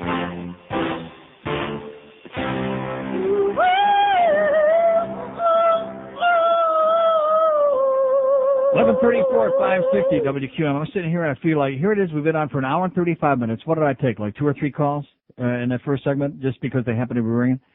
And that was it. Have I given the numbers out once? No. No. Have I begged for calls? No. No. And I feel like, oh, God. Thank you very much, Pete Bolger. Thank you, Phil. Are you sure? Positive. Yeah, see, you get lethargic after a while. You know, it's easy to get into a rut, and you come in every day, and you go through the same, it's repetitious, and it's terminal, and it's ponderous, and you fight with the audience, Are you going to respond to this? No. Are you going to respond to that? No. Screw it. Screw you, okay? They just have got nothing to say. They got no material. What's the point? How many days did I sit here saying, I've spent half of my time today begging for phone calls, trying to get a response? Day after day after day of my life.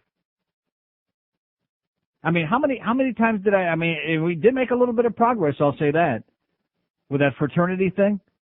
That was about the 800th time I've tried to get that topic going, to get somebody to respond to the hazing and the kind of embarrassing and humiliating and degrading, almost always sexual and nudity involved crap that goes on with these guys. Boys will be boys and play with boys. And we finally got not a tremendous response, not a spectacular response, but last Wednesday and Thursday we finally got enough of a response, so we got one call in the vault there that's worth hearing again. About the guy the macho guy, the fraternity guy that wants to run naked on the beach with his buddies. There's nothing like it. Yeah. Oh, and by the way, a little addendum to that. So remember he was asking me about, do I have best friends? And I said, yes, two, and one is straight and one is gay, and I haven't seen either one of them naked. You remember the response. So I get a phone call from one of your very best personal friends one day late last week. I don't want to say who it was. Somebody you admire tremendously, somebody who I know is just dying to buy you lunch one of these days. Or maybe breakfast. I think breakfast can be even cheaper than lunch. Yeah, like at the drive-thru in the Burger King, you know, one of those, whatever those things are. Rimmer. And he says to me, oh yeah, who are those two people you were talking about, your best friends?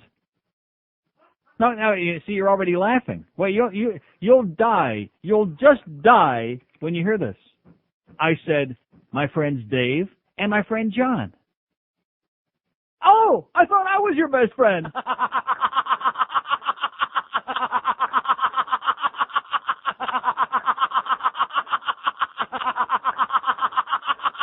George has changed underwear 3 times in the last 16 seconds. Is that the most? I mean, yeah, the Rimmers are good friends of mine. They're nice people, especially Mrs. Rimmer, Farrell, wonderful person. Rimmer, he's he's what he is. But I mean, this to me was, and he was serious. That's the best part of the whole deal. He was serious. My best close personal friend, Jeff Rimmer.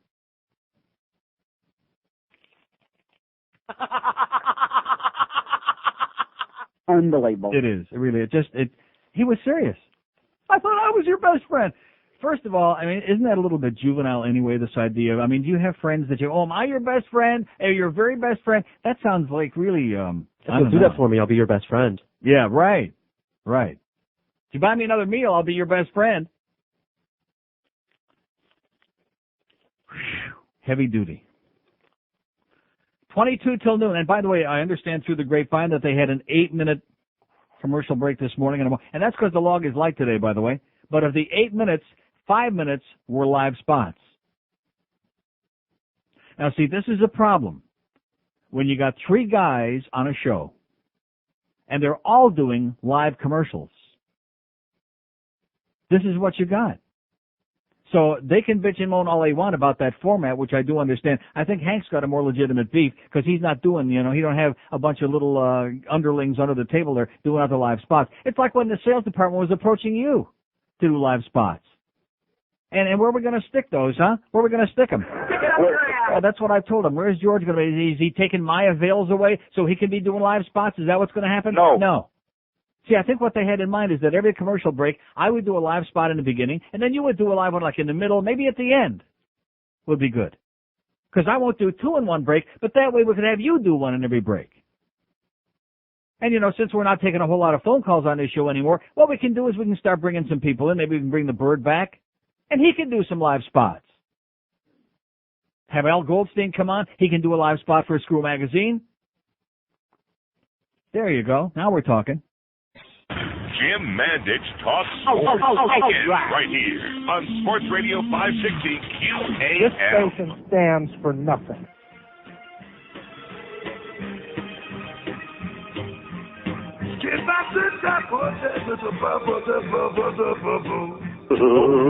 Simpson was a hero, loved by millions across the land.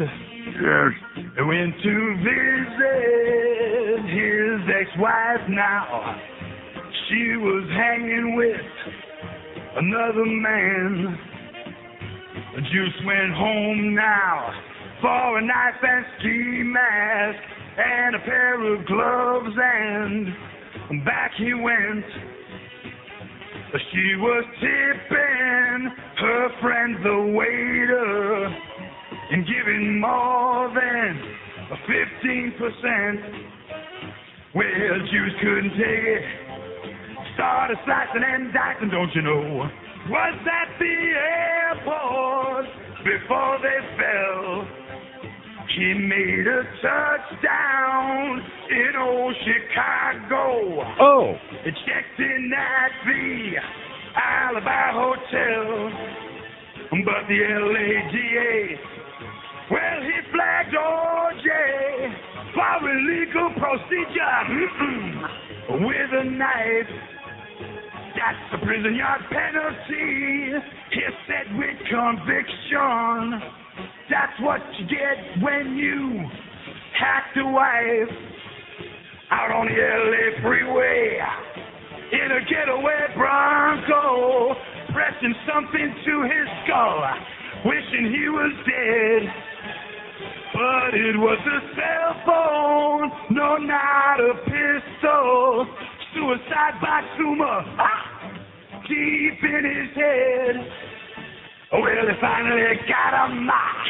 Now it's up to the jury, but he will surely be in jail for life.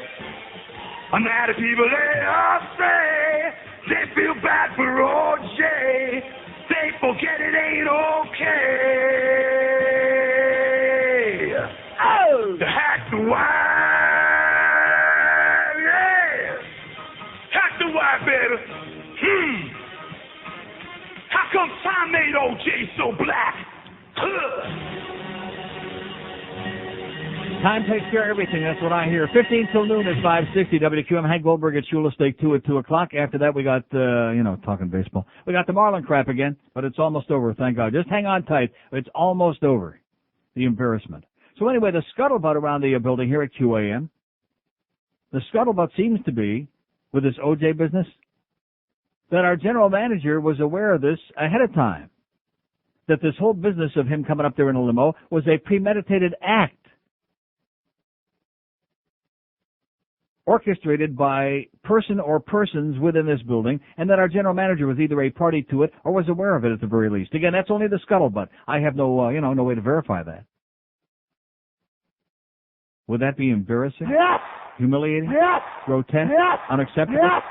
Would that be an act of ultimate stupidity? Yes! See, why is it that some people don't understand that almost everyone, almost every white person anywhere, there's some, and most black people, there's some black apologists out there who want to continue that racial thing, because he's awful dark. But most people, I don't encounter anybody outside this building who apologizes for him, who wants to see him, who wants anything to do with him. I only encounter people that wish only the worst for him. Like real bad arthritic knees, is a good start. Like living in a world where nobody wants to talk to him, except for this hot bitch that he's doing now. I guess the look-alike blonde, the Nicole look-alike, I guess finally Mama made her dump him, okay? So he's got some new white chick, some brunette, that according to our spy reports is a real knockout. That's what we hear. At least he's got good taste. That's one thing we can say for OJ. Even though he may be a miserable son of a bitch and a murdering bastard, he's got good taste. Can we agree on that? Uh-huh. Okay. No? Oh, no, yeah, he's got good taste. But they're whores. Yeah. Well, if you're gonna screw whores, you might as well pick out ones that look good. If you can afford it. So be more selective when you go to Amsterdam, okay? Don't just take the first one in the first window when you turn the corner there in a red light district. Shop around a little bit. Pays off in the end, so to speak. So speaking of scumbags, by the way, we're gonna have to get somebody in here to investigate that whole situation when we get to the bottom of it. Of course, we probably never will because it's that little conspiracy again, that closed little fraternity, and yeah. But anyway, speaking of scumbags, so here it is on the front page of our papers this morning. Nice going, Jimmy. Jimmy, we could be Special Johnson. Dolphins rookie Demetrius Underwood is in a Lansing, Michigan hospital after suffering a life-threatening stab wound to the neck. Police are still investigating whether the stabbing was self-inflicted. Oh! Underwood was found outdoors on Sunday near the home of the mother of his two children a day after his arrest for failure to pay child support. Oh! Now, let me ask you this. How come all these jocks who are making all of this money, getting paid certainly more than your average slobs out there on the street, how come so many of them just do not want to be paying their child support? The arrest and subsequent stabbing are two more incidents in the bizarre saga that's unfolded since Underwood disappeared after his first day of training with the Minnesota Vikings. He was then picked up by the Dolphins, as you know, because Jimmy never met a criminal, a scumbag that he didn't like, that he didn't want to give a second chance, a third chance, a fourth chance, and a fifth chance. Nice going, Jimmy. Good to be Special Johnson. WQAM. Neil. Yes, sir. How the hell are you? Pretty good. Listen, a couple of things I got to talk to you about. It seems like every radio station, not just the ones you're on, they all are incompetent, or people that work there are always incompetent. They can't do even just the normal. How they even turn a profit is beyond me. Mm-hmm. The second thing is, who said they're making a profit with all the money that they're giving to Wayne and John Henry? well, like I said, not just your station. Yeah. The other thing is, I know you're ripping OJ a lot. Did you happen to catch that Best Saturday Night Live last night? You ever watch that? No. They had this great skit, and they had the guy pretend he was OJ, and he's interviewing Mario Levy, and he says, "Here's the play," and he draws the play out, and they show it as a screen, and it says, "I did it." It was beautiful. Oh man! I'm going to have to send you the tape of it. It's excellent. I love it. In closing, you can't spell scum without UM. Okay. Too bad about those hurricanes, huh? Oh, I feel a twinge of excitement between my thighs. It must be because the Hurricanes lost to East Carolina this weekend. Blew that big lead there late in the game. What a shame, huh? See, one of many reasons that I despise the whole University of Miami athletic program, but especially the football program, especially. I mean, the baseball program I worked with for 6 years, I don't despise them. I wish them nothing but good luck, but nevertheless. But the rest of it, to them, especially this football thing, because it's phony. It's make-believe. It's everything that's wrong with this town is the UM football program. Phony people, bandwagon jumpers, waiting to jump on, hop aboard. Oh, look at this. They won a couple of games. They won a big upset over Ohio State the first game, and then they've lost a couple of games. Now, you'll see how fast that caravan will just crumble into sawdust because it's make-believe. It's fake. It doesn't exist. There's no great support. There's no groundswell of support for U of M sports. It's a make-believe university. It's not even a real campus.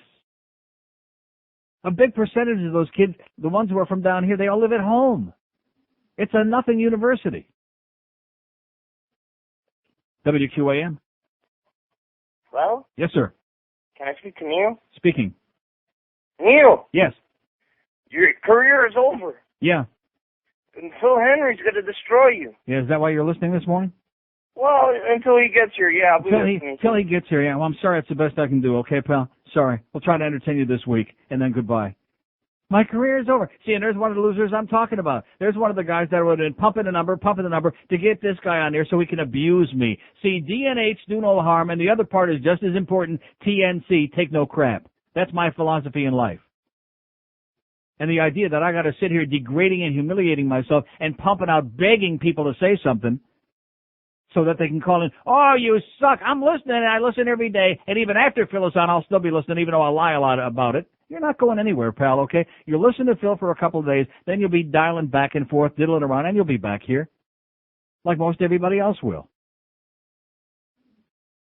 Every time they put anybody on, oh, it's going to be fat-ass Limbaugh. Are you scared, Neil? Are you scared? Don't take it personal, Neil.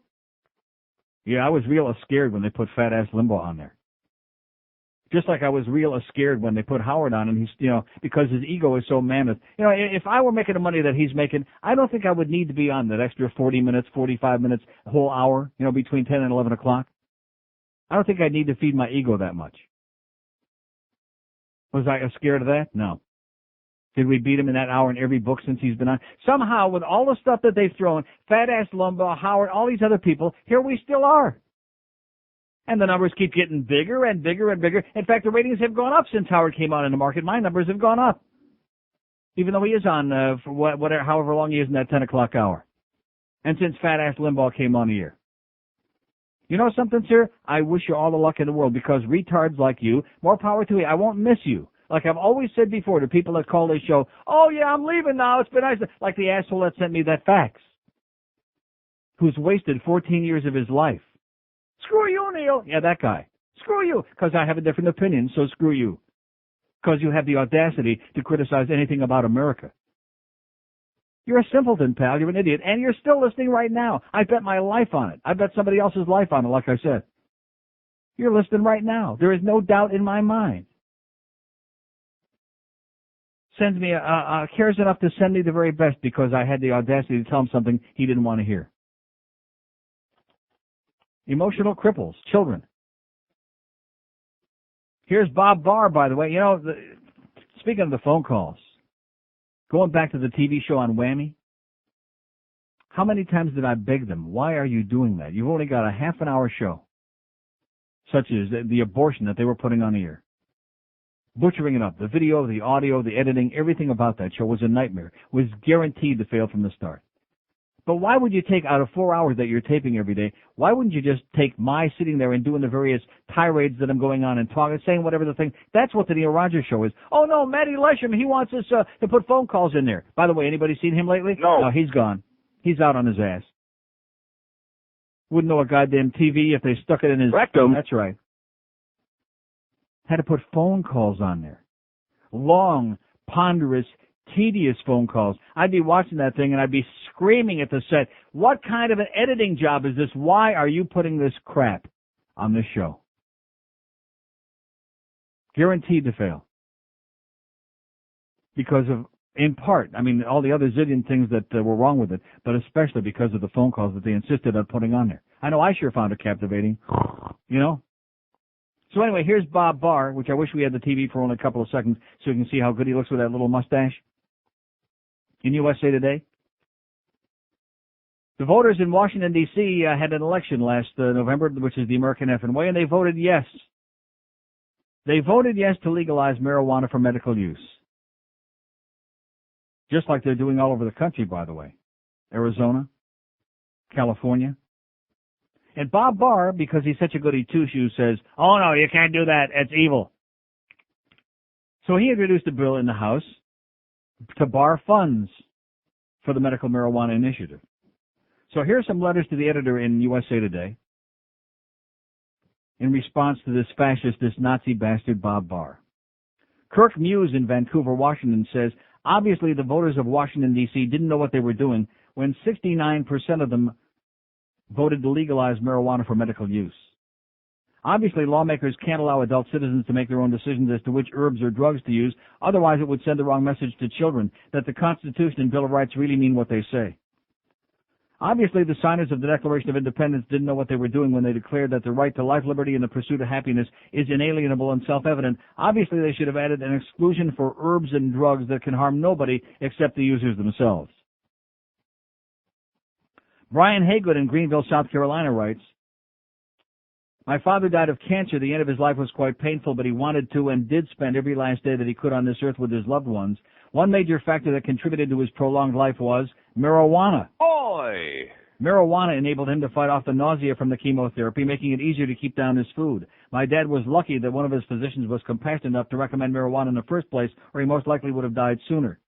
There are untold numbers of people in this country who suffer the effects of chemotherapy, glaucoma, and the side effects of drugs used to treat AIDS. These same people could benefit from the positive effects of marijuana. Representative Bob Barr of Georgia was quoted as saying that it would send a terrible message to America's young people if we allowed licensed physicians to prescribe medication that, in their professional opinion, would benefit a patient's health. I truly hope that Barr never lives through the pain my father did or the dangers and the degradations that my family endured to acquire the best medicine for the treatment of a loved one. And Bill Hurt of Lexington, Kentucky, pardon the name, writes, the people of Washington, D.C. had their votes counted on medical marijuana issue. The voters spoke clearly with a landslide victory for personal freedom and a repudiation of overprotective big brother government. The voters are speaking clearly. Are there any politicians out there listening? No. No. Especially that fascist, that little Nazi Bob Barr. Nice mustache, by the way, Bob. Oh! 11:57 at 560 QAM. Oh!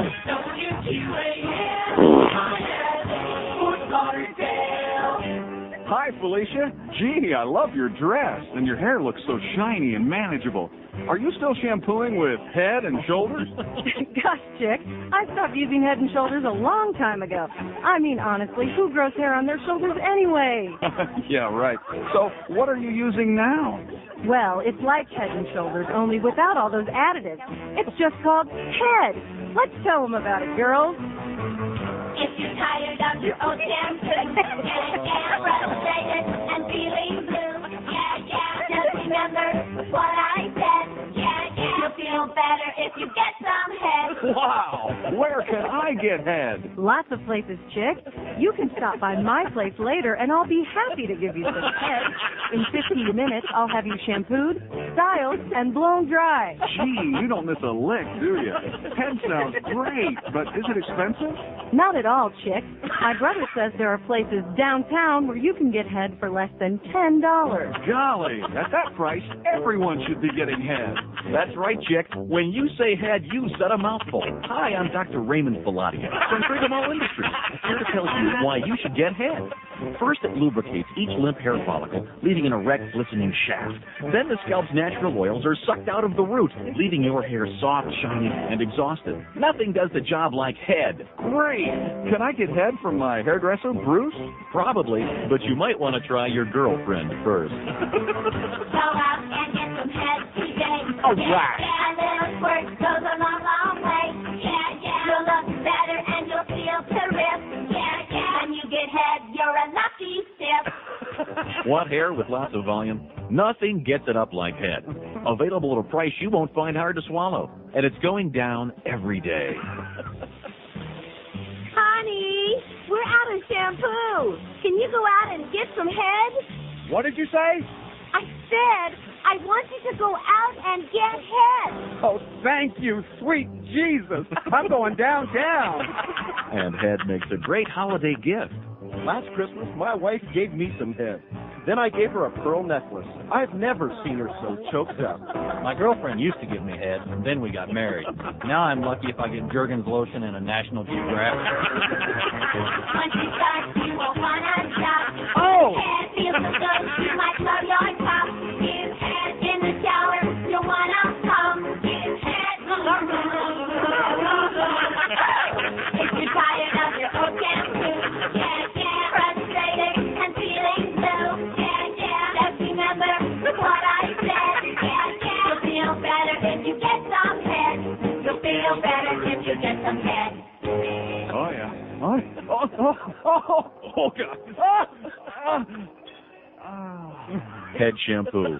Come on, give it a shot. My hair looks great. Use a nap. 1205 at 560 WQM, 5670560, pound 560 on the AT&T wireless line. We'll take. Yeah. WQAM. Yes, like to speak to Neil. Speaking. Hey, Neil, how you doing, sir? Okay, sir.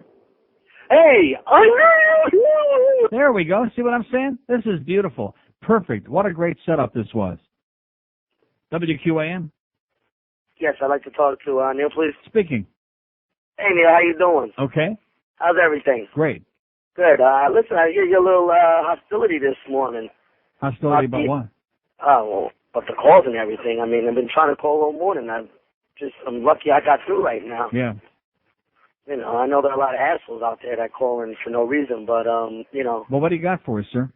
Actually, what I wanted to know, I hear you were talking about that marijuana thing not too long ago. Mm-hmm. Just say, hypothetically speaking, if the government, you know, decided to legalize marijuana in the state, or actually in the state of, you know, all the states. Yeah. What about drug tests? I mean, how would that go? I mean, would that be legalized like alcohol? I mean, you have so many alcoholics, but yet you don't have them tested for alcohol. Yeah. Well, if it's legal, why would there be a test for it? Well, being that, you know, what it, you know. Do they have a test to see if you ate Rice Krispies in the morning? Good point. That's why I just wanted to get your opinion on that. Okay, and don't eat too many Hamantash your next program either, pal. Have a good day, Poppy Bill. seeds will kill you every time. Okay. How would that work, by the way, George? Oh. First you gotta. Yeah. First you gotta pee. WQAM. WQAM with the radio up. Yes, sir. Oh, God. Phil Henry! WQAM. Neil. Yes, sir. Sorry about that, Neil. How are you? Okay, fine. Demetrius Underwood had his neck slashed? Yes. And where was OJ? They were fighting over the knife. Apparently so. OJ was at the QAM golf tournament at Lago Mar. I'd like to call somebody a douchebag. Yeah, so, and I forgot about that part. There, thank you, sir. God bless you. God bless you. God bless you. Thank you, thank you, thank you. There's another part of the calls that I just love. That just send, I don't understand how this show is even still on the air, to be honest with you. What the callers have done to me over these last many years, it's a miracle.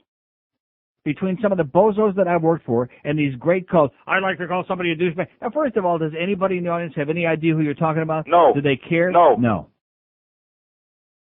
Does it contribute anything? Is it entertaining? No. Is it amusing? No. Is it hysterical? No. Is it a pee in your pants funny? No. Is it anything No. besides ponderous and terminal and embarrassing and humiliating? And have a nice day, sir. And thank you so much, because that was one of the, I'm sure that there are others that will pop into my mind. WQAM. Hey, Neil, how's it going? Okay, sir? Pretty good. Hey, did you hear about that, the stabbing, huh? Yeah. Were you fudge packing? Uh-huh. WQAM. Hey, Neil, how you doing? Okay, sir. There's a little-known event that's coming Saturday that no one's talking about. I wanted to let you know about it. Yeah. The Panthers are opening up the NHL season Saturday. Uh-huh. They're trying to keep it a secret, both on your station and throughout the South Florida community. Yeah. Let me ask you. If we aren't sure about Pavel's knee, maybe we better keep it a secret, especially since the team never won an exhibition game. The whole exhibition season, they had a perfect season. Can I tell you my theory? Yes. The new edict from the Murray brothers is that they have to speak English. Mm-hmm. I think they have the wrong language. They ought to have them speak Yiddish or something like that, because obviously they're not communicating. But nothing has said. No one has said anything about this. And last season we had to go through these guys. What do you mean nobody has said anything about it? Nobody cares. Don't you understand? I'm almost as grateful to you as the last guy with the douchebag thing. This is another thing. What's the point of doing a whole hockey song and dance? Nobody here cares. Yeah, but I think just one more thing, but I'll let you go. I think that they're in trouble, the Murray brothers, because this year the season ticket sales have gone down. Way down. That's right. And I think that, in other words, the third season of not missing the playoffs, rather, will translate into Wayne's anger. Mm-hmm. Especially with ticket sales being... Absolutely correct, sir. No question about it. I'm packing sandwiches for him right now, as a matter of fact. Yeah, well, it looks dismal at best. Okay, dismal pal. At best. See you Thank Saturday. You. Saturday night, he's right. The Washington Caps will be here to start the big hockey season. Any interest out there? No. Anybody care? No. Anybody talking about No. it? Anybody fired up about Pavel Bure? No. Anybody? No. Scoreless tie in Louisville last night. Nashville Predators. How do you like that? They've been working. I got that here. They've been working to create this minor league affiliate in Louisville, get the people all turned on to hockey. They play the Nashville Predators, and the article says one of the worst games in the history of the human race, a scoreless tie. That would be like going to the swing club and not even getting to watch, much less swing it out. Exactly. What's the point? Ed Kaplan knows the scores. Starting at 10 till the last game ends. Weeknights only on Sports Radio 560 QAM. Spread 'em and say cheese.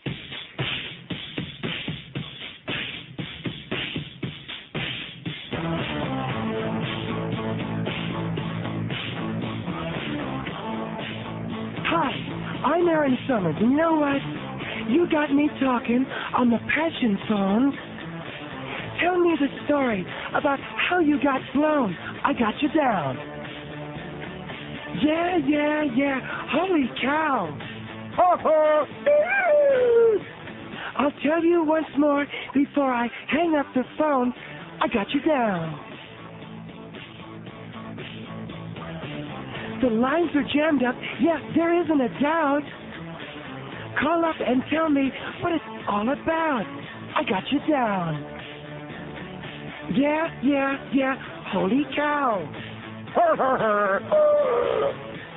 I'll tell you once more before I hang up the phone. I got you down. I got you down. I got you down. I got you down. I got you down.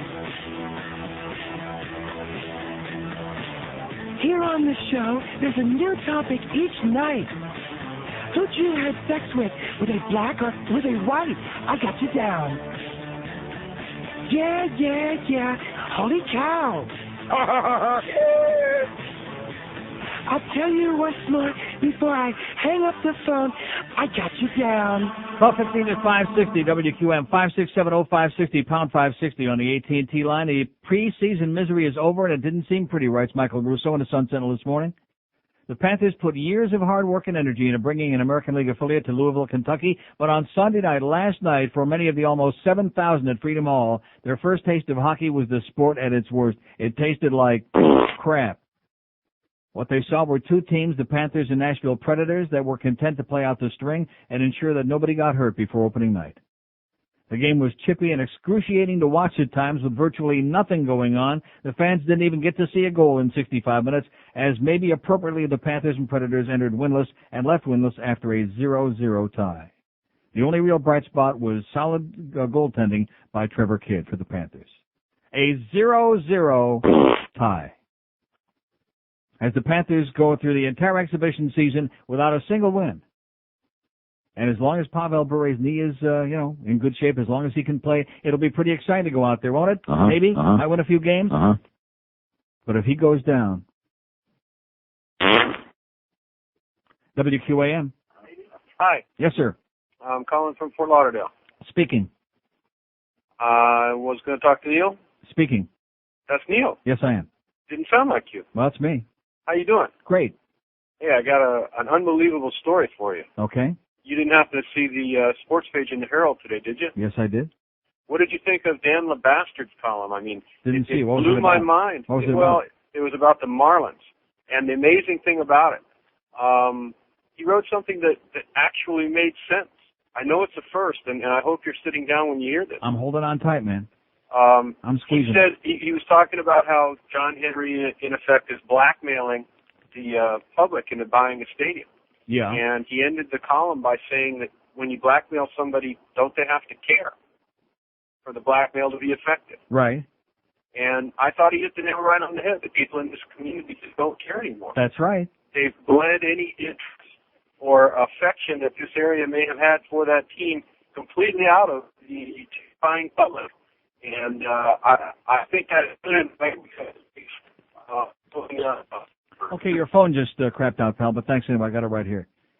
I think that was probably John Henry screwing up our phone system. Everybody's got their finger in our phone. You know what I'm saying? Either that or in their rectum. One or the other. Marlins have many questions, no answers regarding the next season. In order for blackmail to work correctly, doesn't the party being blackmailed have to care? Asked Dan LeBastard. And like the guy says, after writing 6,422 columns in which he basically said nothing except I'm a professional Cuban, he finally writes a column in which maybe he says something here about how the big payroll of Atlanta and all the youngsters in the organization, and about how they keep bringing along all these great players, and yada, yada. Well, guess what? Nobody cares. You're right, Dan. You could have said it in like 2 words. Nobody cares. Even my good, close personal friend, Sue Reisinger, that we've been raving about, how she actually has written a couple of good columns this year. So I actually look at her column now. She's got hisses and kisses this morning, which is what these columnists do when they really got nothing to write about. She gives, now listen to this.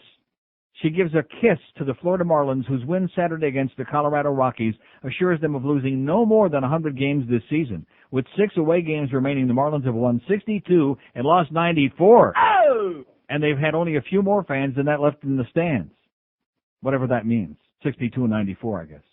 Lest that sound more like a hiss than a kiss, let me just add that I was one of the loyal fans who was there for the season's opening day, there at Sunday's final home game, and there for a lot of games in between, says Sue. Oh! So I have one question for you, sweetheart. You know what the question is? Why? Yeah, why were you there? What's the point? And then, of course, later on, down in the middle of the column, which most people don't read that far down, she does atone for that, for her weakness for minor league baseball, I guess, by saying she gives a hiss. Here's that serpent, a hiss to anyone, including Florida Marlins owner John Hendrie, who would seriously consider putting a baseball stadium smack in the middle of downtown Fort Lauderdale. And totally redeems herself by saying, don't even think about it. I must be crazy. I must be nuts. You are, man. You're out of your mind. You're off your rocker. Like I said, seriously, we are broadcasting a ball game which we have a contractual commitment that we have to carry tonight. And like I said, is the albatross around the neck of this place. But if it wasn't that, Greg Reed would find something else. He'd find some other way to do it. Because just like with this OJ thing, he knows how to shoot himself in the foot. He's got the gravy train here, baby. He's got a free ride for all of this time. And he just keeps shooting himself in the goddamn foot. Just like those Cubans that go out in the Everglades and keep doing the same, shooting themselves in the foot, you know? Cubans come rescue us. Isn't that the name of the organization? Cubans come rescue us from our own... Alpha 66. Yeah, right. I thought that was something that you mixed with water and drank as a shake. Put in a blender. Which, by the way, speaking of losing weight, great article in the New York Times yesterday. See, and I realized nobody, you know this again today, except for the one guy that made an inane comment about marijuana and how would the drug test work if it were legal. Nobody's got any comment about anything I've said here today. I did a 2-hour monologue there this morning, and they still got nothing to say about any of it. But here in yesterday's New York Times is a spectacular, very important article that tells you how to not just lose weight, but how to stay alive, like extend your life by a third, as much as 25 years, through diet. You want to find out? Well, just wait. Well, sir, I got to hold something back here. I can't give you all the good stuff right off the bat. Christ almighty, it's only Monday. We're easing into this. Hey, Neil, can I call somebody a douchebag? No. No. Boring. Terminal. Puke-inducing. I apologize for all the years that in my weakness, you know, I have a weakness for my children, like Don Corleone said, so I spoil them. As you can see. As you can see. As you can hear. But this madness stops now. Yeah, that's right. It stops now. Can I call Eddie a douchebag? No. No, you can't. Call him up and call him a douchebag. Tell him, in fact, better yet, call him up and tell him he's an asshole. Tell him that, okay? Tell him that he's a raving, flaming asshole. And then call us back and let us know what his response was, if you're still around. WQAM? Yeah, I'll speak with Uncle Neil, please. Yes, sir, speaking. Hey, Uncle Neil. How you doing? I didn't want to bring up the Atkins thing, Jim, but you turned me on to it a couple years ago. Done very well when you can stay on it. Right. Dateline tonight. They didn't come right out and say if they're going to be talking about Atkins, but they did a promo on the Sunday night network, whatever they're on. Right. Saying, you know, all these fad diets, you're shedding the pounds and eating whatever you want. You're eating all the protein and fried foods, and they show you, you know, they flash a picture of a big steak, and they show a picture of frying bacon and eggs, and saying shedding the pounds like water. Is it really good for you with all the protein? I don't know what it's going to be about, but you might want to take a look at that tonight on Dateline. What time's that on? I think it's 9. Okay. All right, Neil, that's it. Thanks. Thanks.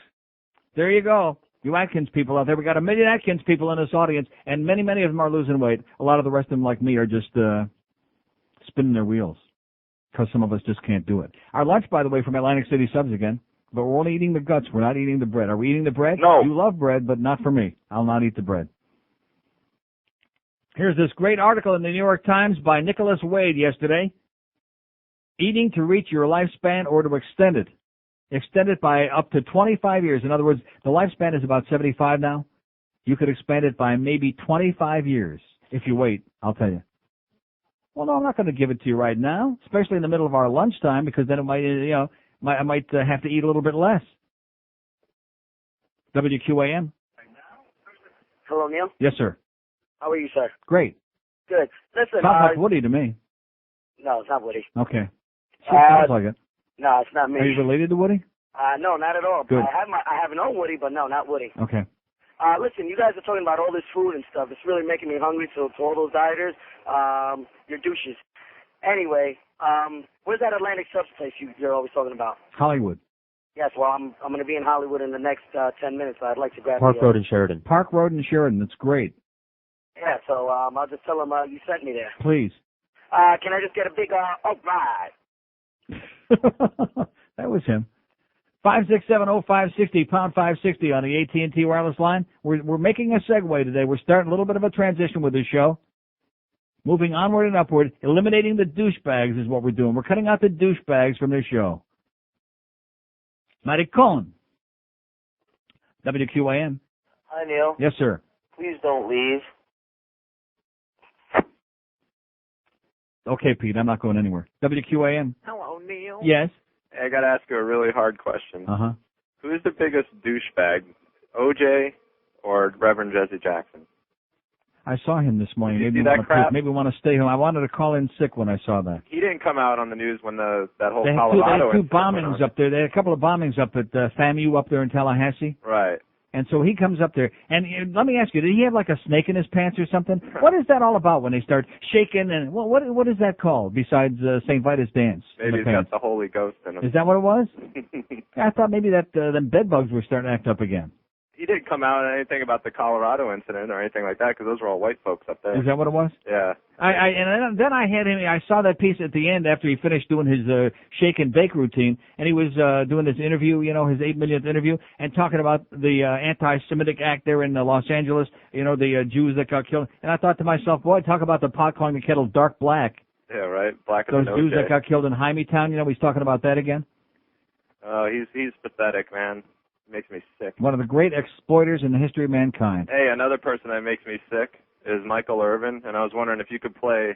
You had some, I don't know, you got a few Michael Irvin bits, but you got one about the Michael Irvin school of something, and it has something to do with crack cocaine. Yeah. Can you play that, man? You got it. Because I hate the Cowboys. They suck. Okay. All right, buddy. See ya. That's what the Troy Aikman does. That's what we hear. He sucks. 5670560 pound 560 on the AT&T wireless line. 26 past noon at 560 WQAM. Is there any special reason why we're just leaving those? I mean, I'm not in a hurry to eat, but it's just the way you're. I was going to bring him in there during the break, and No, I don't think so. You just look forlorn, like you're going to sit there and look at them. Kind of they do look really nice. They do look. In fact, something that I think maybe that's the answer. That's how you lose all the weight. Don't eat the food. Just look at it. Oh! Yeah. The eye diet. That's right. Don't put it in your mouth. Just look at it. Yeah, but it looks so good. Looks so appetizing, And the food, too. 12:30 at 560 WQAM. Maybe somebody in the audience knows the name of that thing so I can play it for that guy because we're scratching our heads. I don't know what the name of that thing is. The LT and Mike. And by the way, let me say it again in case you missed the earlier part of the show. Lawrence Taylor and OJ were at our golf tournament on Friday out at Lago Omar, which were very embarrassed and humiliated by both, especially by OJ, but only slightly beyond by LT. This whole jock thing, man, it's sick. You're right about that. It's a sickness. No matter what kind of a scumbag you're dealing with, no matter how many murders, how much coke, how much whatever, there's no embarrassment factor, man. It's a big frickin' fraternity. And if you're not a member of the goddamn club, you just can't relate to it. You can't understand it. I don't get it. But QAM is this is a major story. If we had anybody in this market that really was on top of things, which we don't, since Howard Beagle left from CityLink magazine. Major story is OJ sickness here at QAM. And something that's probably just as well, and not everybody in town, including all the sponsors, are aware of it, like the people that walked off the course when they saw this murdering son of a bitch on Friday, stormed off the course. WQAM. Hey. Yes, sir. George, and a mobile on the Palmetto. Okay, let's go to a mobile on the Palmetto. Hello. Neil, yes, God. Sir. How you doing? I don't know if you're aware of this, but one of my drivers got arrested in Miami on a prostitution sting in my tow truck. The city of Miami Police Department charges the vehicle $1,000 fine. Not the guy who's involved. Yeah. But the vehicle, I had to pay $1,000. Well, wait a minute. I thought you said they charged the vehicle. Why did you have to pay it? Well, whoever owns the vehicle. Yeah. But $1,000 fine for what?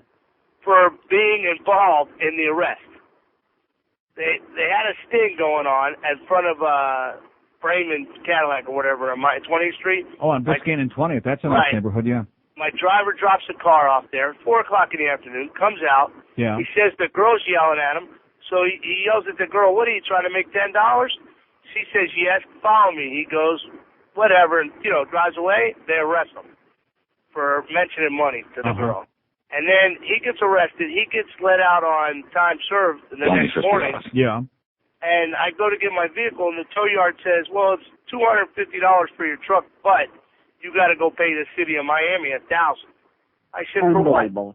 They said, "There's a fine against the vehicle." Yeah. And now I had to go to court to try to get the money back. And I ended up with $750.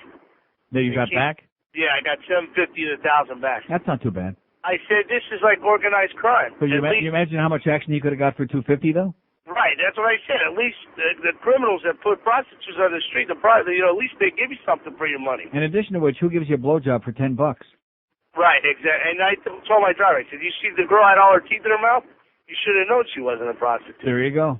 I'll tell you, that city of Miami, they are raking the money in.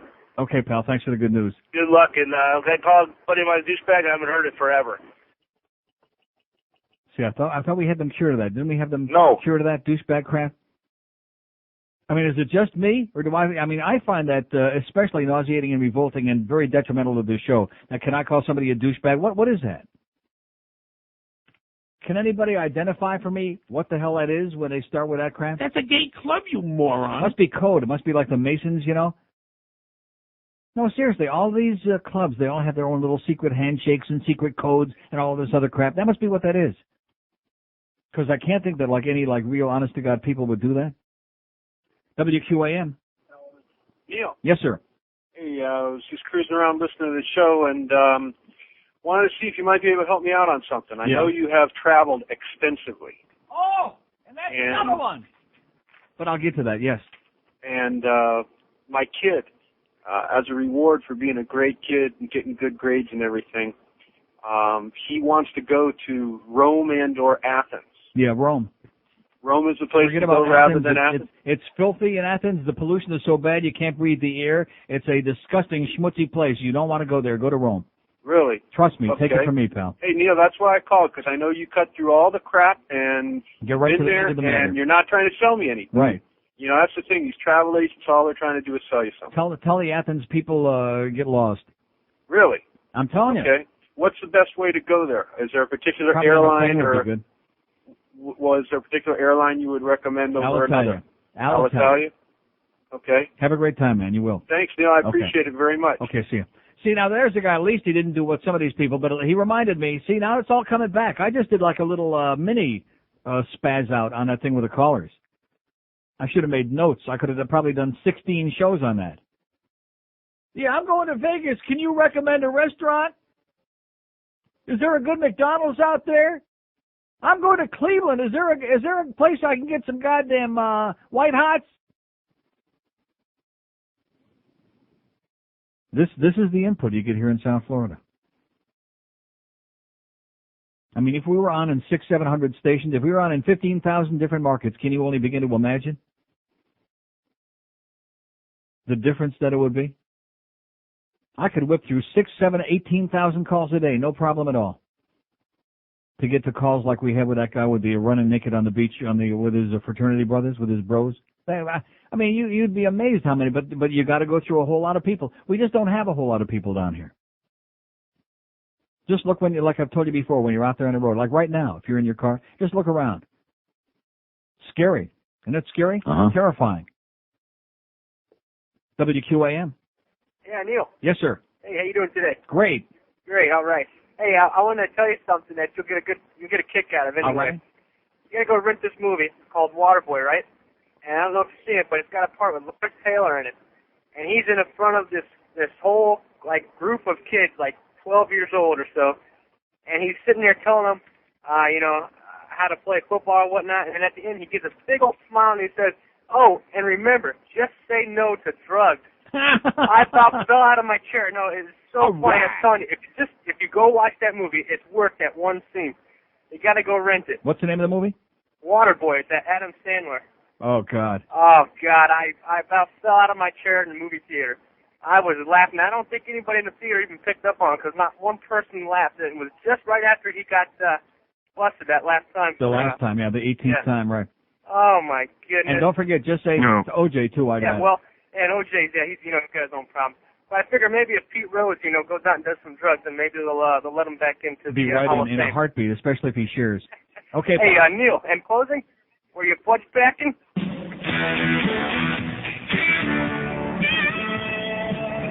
How do you like that? I was just stalling for time. What did you expect? I put my finger on it. Lawrence Taylor got caught when he allegedly bought cocaine. The former NFL back had $100 worth of crack cocaine. He was in Myrtle Beach, acting just like Sandy Key. Cocaine. I might cry, help me, why did you find?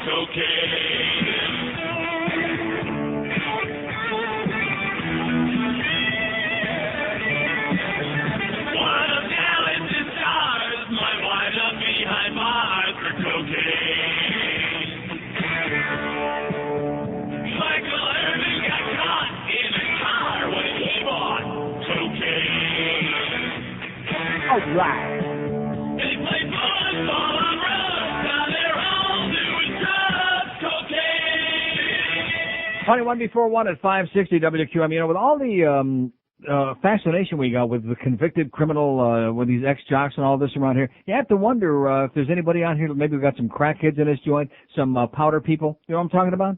Some people that need to take a quick powder. Oh, I was only talking about like BC powder, you know. Just kind of makes me wonder. I'm just kind of wondering about all these things now that I'm seeing what happened there at that tournament on Friday with OJ and LT.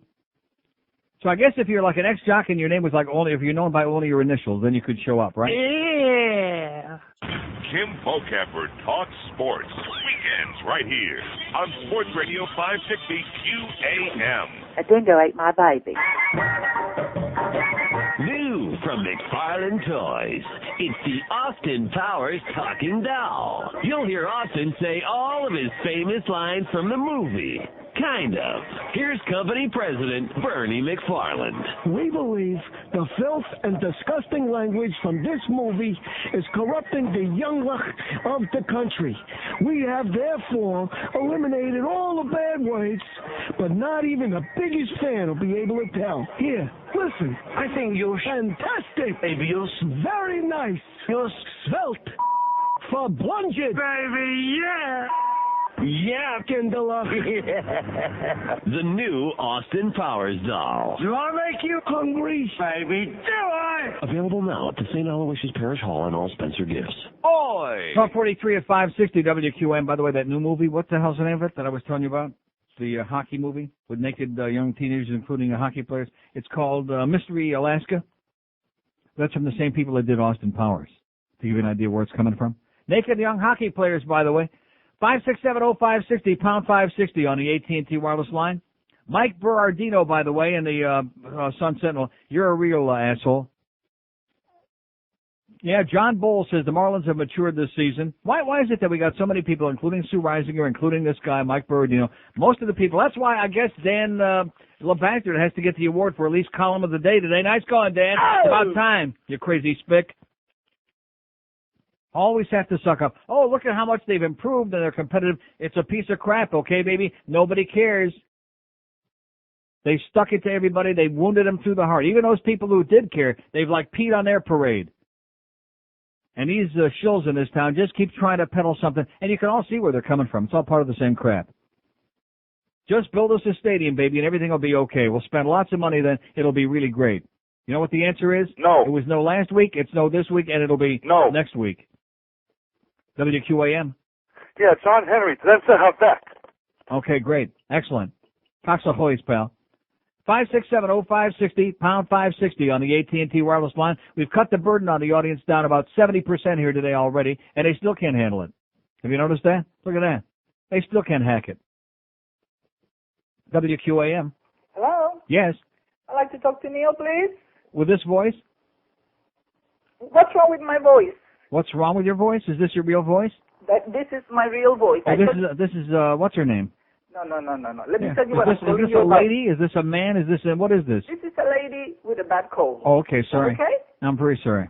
Listen, I heard something which it scares me. I've been listening in a Spanish station. Yes. That on October 9th, the world is coming to an end. population are planning to paralyze the whole city on a council. So I called Alex Pinellas and I called the police department. And they told me, well, they have the right. They have the right to what? Paralyze the city? To protect. Protect and I what? told them I had What, man, what are you talking about? Paralyze the city for what?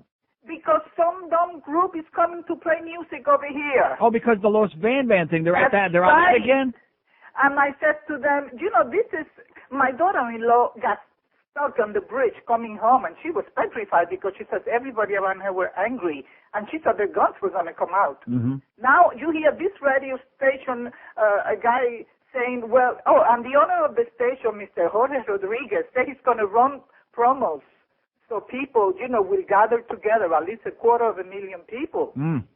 And I remember once the same thing happened, and they claimed that they didn't have to pay for that extra police department because it was something, that happened overnight. And then I read in the paper that the gay marchers, they have to pay over $2,000 for that police protection. But the thing that scares me, and they said they're going to have... No, wait a minute. This is the gay Cuban marchers? No. What I'm saying... 200,000 gay Cuban marchers are going to come out and protest those van I'm bans? sure there's more than that, but these are people that are opposed Yeah. to the van bans. The thing that scares me, they said they're going to come out with the 16-wheelers again. Maybe they're going to paralyze the bridges again. Some guy says, well, maybe we can throw thumbtacks all over Miami. And another dumb guy that has a show. So in other words, they're on the air promoting this kind of That's right. disrupting of this community is what you're telling me on the Spanish language radio as usual. And yesterday on the station, there was a young Cuban-American people, and they... Young Cuban-American people, yeah. And the owner came in, and he said he's going to start running promos for the next 2 weeks. And I figure that guy they should remove his license. So you're right. Jorge That's right. Rodriguez, he owns 2 radio George stations. Rodriguez? Yes. And I said to myself, I'm afraid my daughter-in-law has to cross the bridge to go to work. She's a nurse. Yeah. And what the hell are we going to do about this goddamn George Rodriguez? Well, he owns a station. He shouldn't be running promos to tell people to get together, 250,000 people to protest. And of course, the mayor, his response to this is they got a right to do it because naturally he's not going to take a chance pissing off his constituency. That's his people, yeah. They didn't know anything about it. They didn't know nothing about it. The guy in the police department, in the public relations, was the one that told me, well, they had the right to protect. To protect what? Oh, to protest. To protest. To protest, yeah. To protest. Well, I got to go. My throat hurts a lot from talking too much. Okay. Oh, listen, I call your station, and they put me on hold to get your phone number, and they want to listen to your station. They were listening to some other music. Oh, they were listening to that Power 96 crap. Yeah, a bunch of communists over there, yeah. Okay, have a good day. Thanks, sweetheart. Thanks for the tip. Right. There we go. See, I told you. If you go through about 27,000 calls, you finally get the inside, the lowdown. Here they are starting up again with us. I thought they had this thing solved. I thought that we finally came to an agreement on this goddamn thing. No, can never come to an agreement because we've got this hysterical element. Let me say it again for the 50 millionth time, goddammit. This is supposed to be America, and I don't give a crap if they're from communist Cuba, if they're from China. I don't give a crap if they're from Hungary. If they're going to perform here and somebody wants to bring them here. They were just in Toronto, by the way, this weekend, Los Van Van. Was anybody protesting up there? No. Were they tying up the city about it? No. Were they having a nervous goddamn crap about it? No. Only in the Banana Republic, baby. Only in Miami. F&A, Mad Dog. There's Cubans in Toronto, right? 6. Somebody called, said there was some bunch. They keep them jammed in, over there by Chinatown. They got them cordoned off. And by the way, speaking of grotesque things, here's Rudy Giuliani. See, this is what America is becoming about. Censorship, more censorship. I say screw censorship is what I say. I'm sick of it. Cardinal sales painting of Virgin Mary Museum. This is the big to-do in New York now, Rudy Giuliani. He's also the art director now. He was the porno director in Times Square. He made sure they got all of that cleaned up real good to make it like Disneyland North. Now the new deal is the Museum of Art in Brooklyn. They're having a big song and dance. The Brooklyn Museum of Art's new display, this show that they got from England. He's having a nervous breakdown about because there are all of these different things. This is the big story in New York.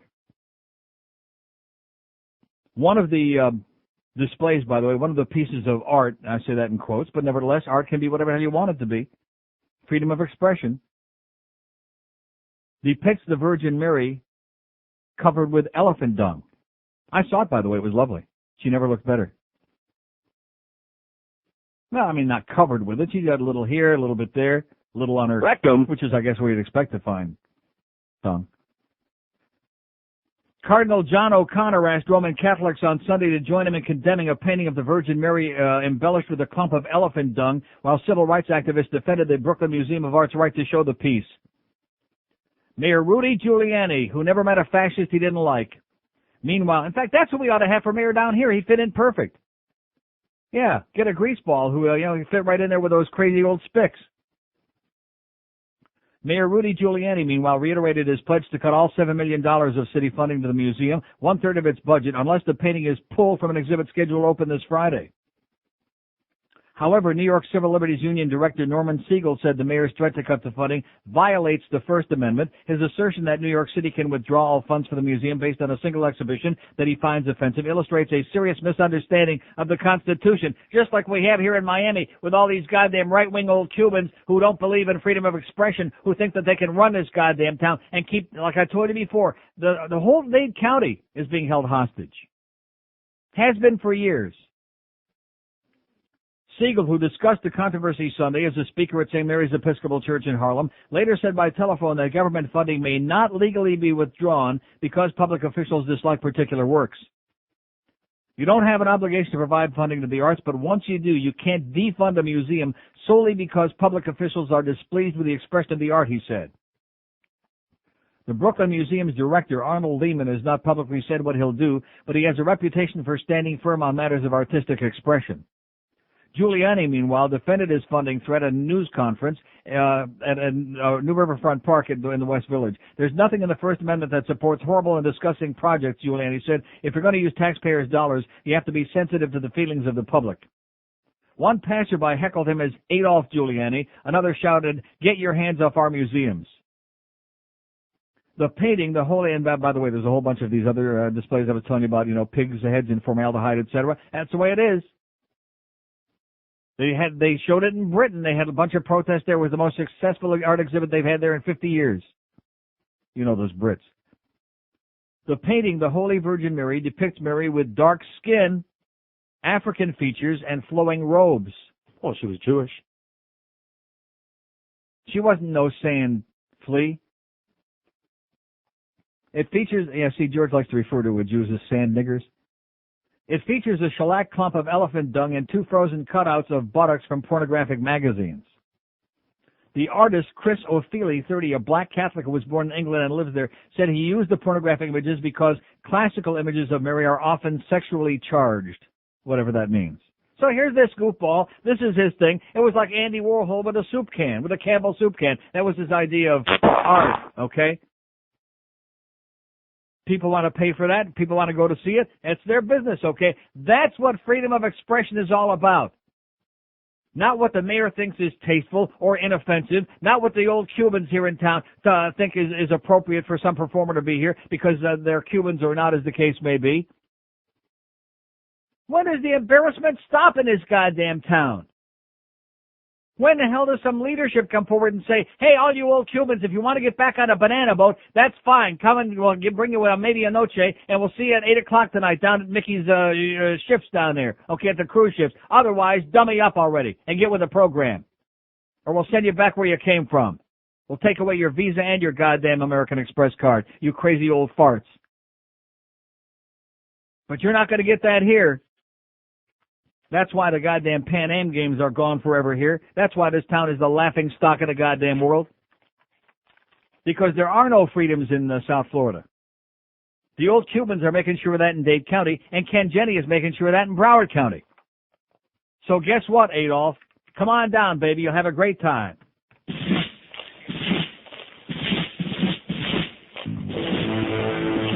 And you talk about a double set of standards. We say crap on the air, and the FCC wants to fine us for it. I got a goddamn document here from our lawyers that weigh 600 goddamn pounds. The response to the FCC that wants to fine us $35,000 for playing stuff for saying crap on the air and taking one. But they can go on the air and promote civil disobedience and tie up the whole goddamn county, and nobody dares touch them. Hands off. And it's always been that way and always will be.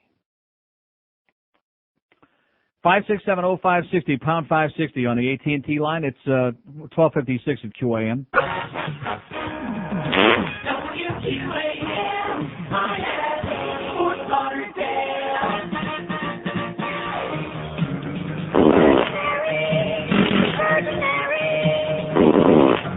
Now the Pope depends on you and the powers you possess. Since you saved his life with your flying scissor knife, he's got a job for you to do.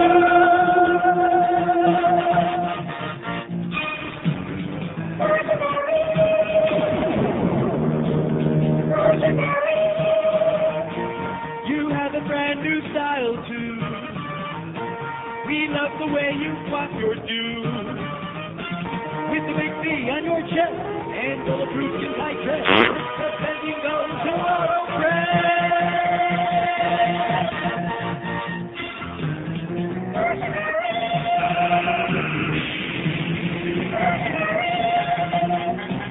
Who's with the speed of a gazelle?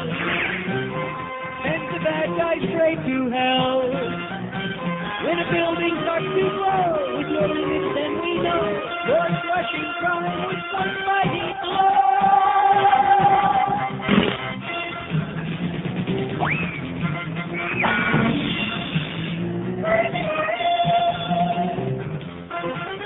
Oh, and by the way, wipe the elephant dung off your dress. People are starting to talk.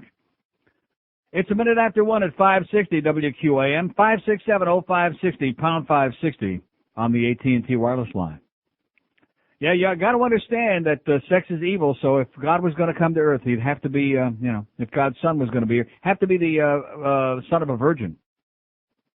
Has to be an immaculate conception, so it's real clean. There have only been about 7,000 religions with immaculate conceptions, with all these other Bubba Mices. But thank God we got the right one this time, though. WQAM. Yes, appearing at next year's WQAM Celebrity Golf Tournament. WQAM. Hello? Yes, sir. Yeah, like to speak to Neil. Speaking. Neil. Yes. How you doing? Great. I'm calling you about the golf tournament Friday in OJ. Yes. I just got to make. I was there. You're the first call we've had about that. Nobody seems to care besides us. I got to leave you with leave you with a visualization and a comment about OJ. Yes. And just see if this makes any sense. I see him playing golf. I'm there, and of course he's got his golf glove on, and that's just a sight. The glove, yeah. Mm-hmm. Just see him wearing Was it a bloody glove? No, it wasn't bloody. But I'm standing online with him waiting for our Tony Romas, and he turns out he's talking about Buffalo and how happy the Jet fans are that Vinny Testaverde went down. And he says, yeah, you Miami fans thrilled to death now. You guys jump right up on top of the AFC. He goes, and then he says, you guys got really lucky you got away with one last week in Arizona. No, yeah. Here's OJ wearing a glove talking about how he's the expert on getting away with two, as a matter of fact, not just with one. Two for the price of one. Right. It was just as unbelievable. And he did say he is definitely moving to South Florida. Oh, no. Yeah, the rumor mill buzzing around. I thought he was moving to the Bahamas was the new buzz. Now he's moving to Florida, and apparently he's going to be doing a talk radio show with Lawrence Taylor in June. You know something? You know what I'm thinking? I'm thinking The Fan. I don't know, but from your mouth to God's ears, sir. I definitely heard that he was moving here in June to Florida and supposedly do a radio show. All right. Thanks for the good news, sir. You got it. God bless you. How do you like that? And I hear, by the way, through the grapevine that a lot of people were there as usual looking for autographs, sucking up to him. Oh, you know something? If they put him on the air, what's Barry Jackass going to do then? Talk about a red-faced pud whacker, huh? Those chubby cheeks of yours are going to be redder than usual, Barry. Because I can't think of anybody else putting them on. Unless you don't think. Where's he got a larger fan base that you've seen in South Florida? Yeah, he's got 4 already. 5. Sam. I've never seen 4 or 5 in the same place before. Sam, here. Greg, the water Nazi, Screwan, and of course, Roy. 5. I bet you our Marlin game tonight don't have that many people going to be listening. How do you like that, huh? That's the rumor we're just starting right now. OJ and LT coming to QAM. Oh! That's our response to all these changes. Take that, Clear Channel. Take that. You think you guys are so smart over there, huh? Mr. Big Shot Pete Bolger, huh? Take that. We got OJ.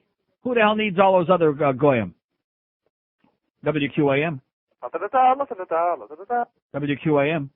Hey. Yes, sir. Hey, George, how's it going, man? Okay. I want to talk to Neil? I don't think so. It sounds like a phony voice. WQAM. Hey, Neil, how are you? Okay, sir. I'm really pissed off. About? How come black people in general have an attitude problem? Good I want to hear what you think about that. That's an excellent question. I don't know. Well, I'm really pissed off because, you know, even when I walk into a restaurant or anything like that, They get right in front of you. They cut you. They don't give a crap about us. They cut you? Well, yeah, they cut you like OJ cut his wife up. Uh-huh. And that's all I have to say. I want to hear what you say about that. Let's get everybody riled up. Yeah, let's get everybody. It's only Monday, pal. Just ease off, okay? Just relax a little bit. We're taking care of OJ and LT first, then we'll take care of the rest, and then Jesse Jackson. Then we'll worry about the rest of those schwarzers later on, okay? Just one at a time. Isn't that what OJ said? Just one at a time? WQAM. George. Yes, sir. How you doing, guy? Okay. Speak to Neil, please. Sure. Where you calling from? Hollywood. Okay, let's go to Hollywood. Hello. Oh, Neil. Yes, sir. How you doing, guy? Pretty good. Did I understand hear you correctly to say that the management of your station called you Friday live from the golf course? Not the management. And they expected you to put OJ on? One of our promotions director called and see would we put him on the air. Well, they sure don't know you at all, do they? No. And I understand Mad You Dog. don't know our promotion director. He's an asshole. Yeah. Mad Dog ripped him one? Yes, he did. All right. Nice call, Mad Dog. Yeah. Congratulations to you, Neil. Mad Dog along with you. All right. That's all I got. God bless you, sir. God bless you. And I'll pray for you. 567-0560, pound 560 on the AT&T wireless line. Yeah, OJ's coming to QAM. Yeah, let's hear it. OJ's coming to QAM. Get Tom Chick on the phone. OJ, 10 to 2 with LT. For a Rip Snorton good time, tune in QAM. WQAM. Hey, Neil. Yes, sir. OJ and LT were playing in a group behind us yesterday at Doral. I think that's where he's going to move to. Yesterday they were still here? Yep, they played in a group. Isn't that interesting how birds of a feather kind of like swing it together, huh? They waited on every shot for us. We were in front of them, and OJ can hardly walk. He had to walk down the hill backwards. Great. See you later, Neil. Okay, thanks.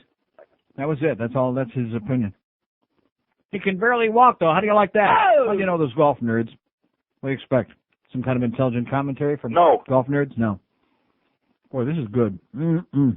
Oh, so I haven't told you yet about how to live longer. Oh. Don't choke on a sandwich. That's not the answer. Oh, man, I just got a piece of meat in my throat. Way down in there, too. Man, I really do that. WQAM. Yeah, man, speak to Neil, please. Speaking. Neil, how are you? Pretty good. I had a joke for you. WQAM. WQAM. Yeah, you know what I want to know is who the hell is watching OJ's kid that he made such a big deal about that he wanted custody when he's out playing golf with his ball? Hey, he's got to play golf, man. That's the important thing. Where the That's hell what I is told you. Sydney and Justin? Who the hell's watching them? They're on divorce court with Judge Judy. Yeah, isn't it so funny though? Think about it. He made this big deal how much he loves him, and he plays golf every weekend, leaves him alone 3 or 4 days at a time. Mm-hmm. What kind of father is that? Yeah, it's killing me thinking about it. No, well, I'm just saying, you know, the kid, you know, not only he took his mother away, now he's not even around half the time. He's probably got some bitch watching him. Right. Anyway, I hope OJ gets hit in the head by a lightning bolt. Okay, thanks. 18th hole. Thank you so much. WQAM. Hi, Neil. Yes, sir. I am so glad to hear Father Phil is coming back.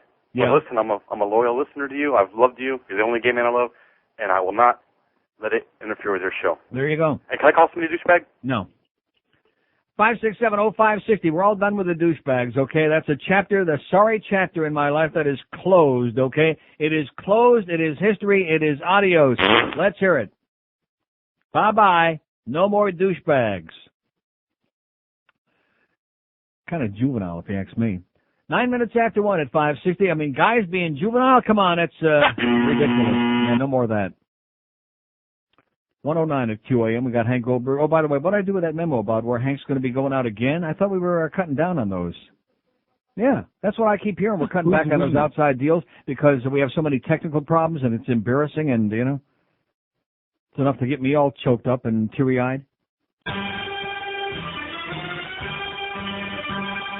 I slashed you with my knife. Why? Because I love you. All right. Then I killed that other guy. Why? Because I love you. Oh! Wine and flowers would do well, but I decided, what the hell? I would rather slice you up instead. Okay. off my head because you love me. That's right, I love you, bitch. I would sleep off my bed because you love me. I love you, you hoe. We had one too many times, so I decided you must die. Just like John Bonet Ramsey, thank you, that old great Scott, I'm free. 116 at 560. I got 3 slips of paper under the door here during the break. I can't say whose names are on them, but all 3 of the people said that if OJ comes in, they're going out. How do you like that? OJ comes on here on QAM. Everybody's bailing out. Oh! So maybe we can have OJ all day. And then while he's out, taking a little stab at life, maybe LT can fill the breach. You know what I'm talking about? Fill the gap. Fill the breach. 5670560, pound 560 for Rip Snorton time. It's the OJ and LT show. Oh! WQAM. The Mondays are so boring and WQAM. Neil, Yes, sir. you mean to tell me that you don't know who at QAM dialed the phone and whored out the station and the sponsors and invited OJ to that damn golf No, I tournament? don't. Can you tell me? How would you know? I don't know, but the listeners sure would like to know, man. Well, how am I going to find that out? So it's like they keep it a big secret around here. There's nobody that's willing to spill the guts, huh? Well, do you think that somebody around here would be bragging about it with all the fallout that's happened? You think somebody around here is going to be running the hall saying, I done it? There's got to be somebody there who knows and is just dying to leak the damn information. Yeah. Well, if they can slip the just an anonymous note under the door, we'll get it out here right away. That's an abomination. Amen. This whole damn thing took place, and if I was a sponsor and the Good Neighbor Center one, Right. I'd drag through the sleeves. Not to mention all the people on the air here who promoted this, having been assured ahead of time, at least I was, that OJ would have absolutely nothing to do with this. Another big lie. And also, by the way, you remember the last couple of days they gave us promos to read that had the list of Don Strock and this one and that one. Right. And did OJ's name appear on that list? No. No. Did LT appear on that list? No. No. Another big lie, and maybe all the prostitutes and the whores over there can join LT and OJ and start their own radio station for all the whatever to listen to. Okay. All right. Thank you. There's a guy that's pissed off and fired up. It's about time we had somebody that was as outraged as we are. A disgrace. An absolute positive disgrace to the human race, what went on here on Friday. And, of course, just like the day that goofball came in here and was giving me a big song to dance about this very same issue on the air. Oh, it's a big joke. Everything to them is a big joke. Everything to them. You see, you can't worry about your own credibility when you don't have any. That's why we got so many people there. Credibility, what's that? Well, when you start screwing with other people's credibility, that's when we start getting pissed off and fired up, or however that goes. Pissed up in your nose. WQAM. Good afternoon, Neil. Yes, sir. How you doing? Great.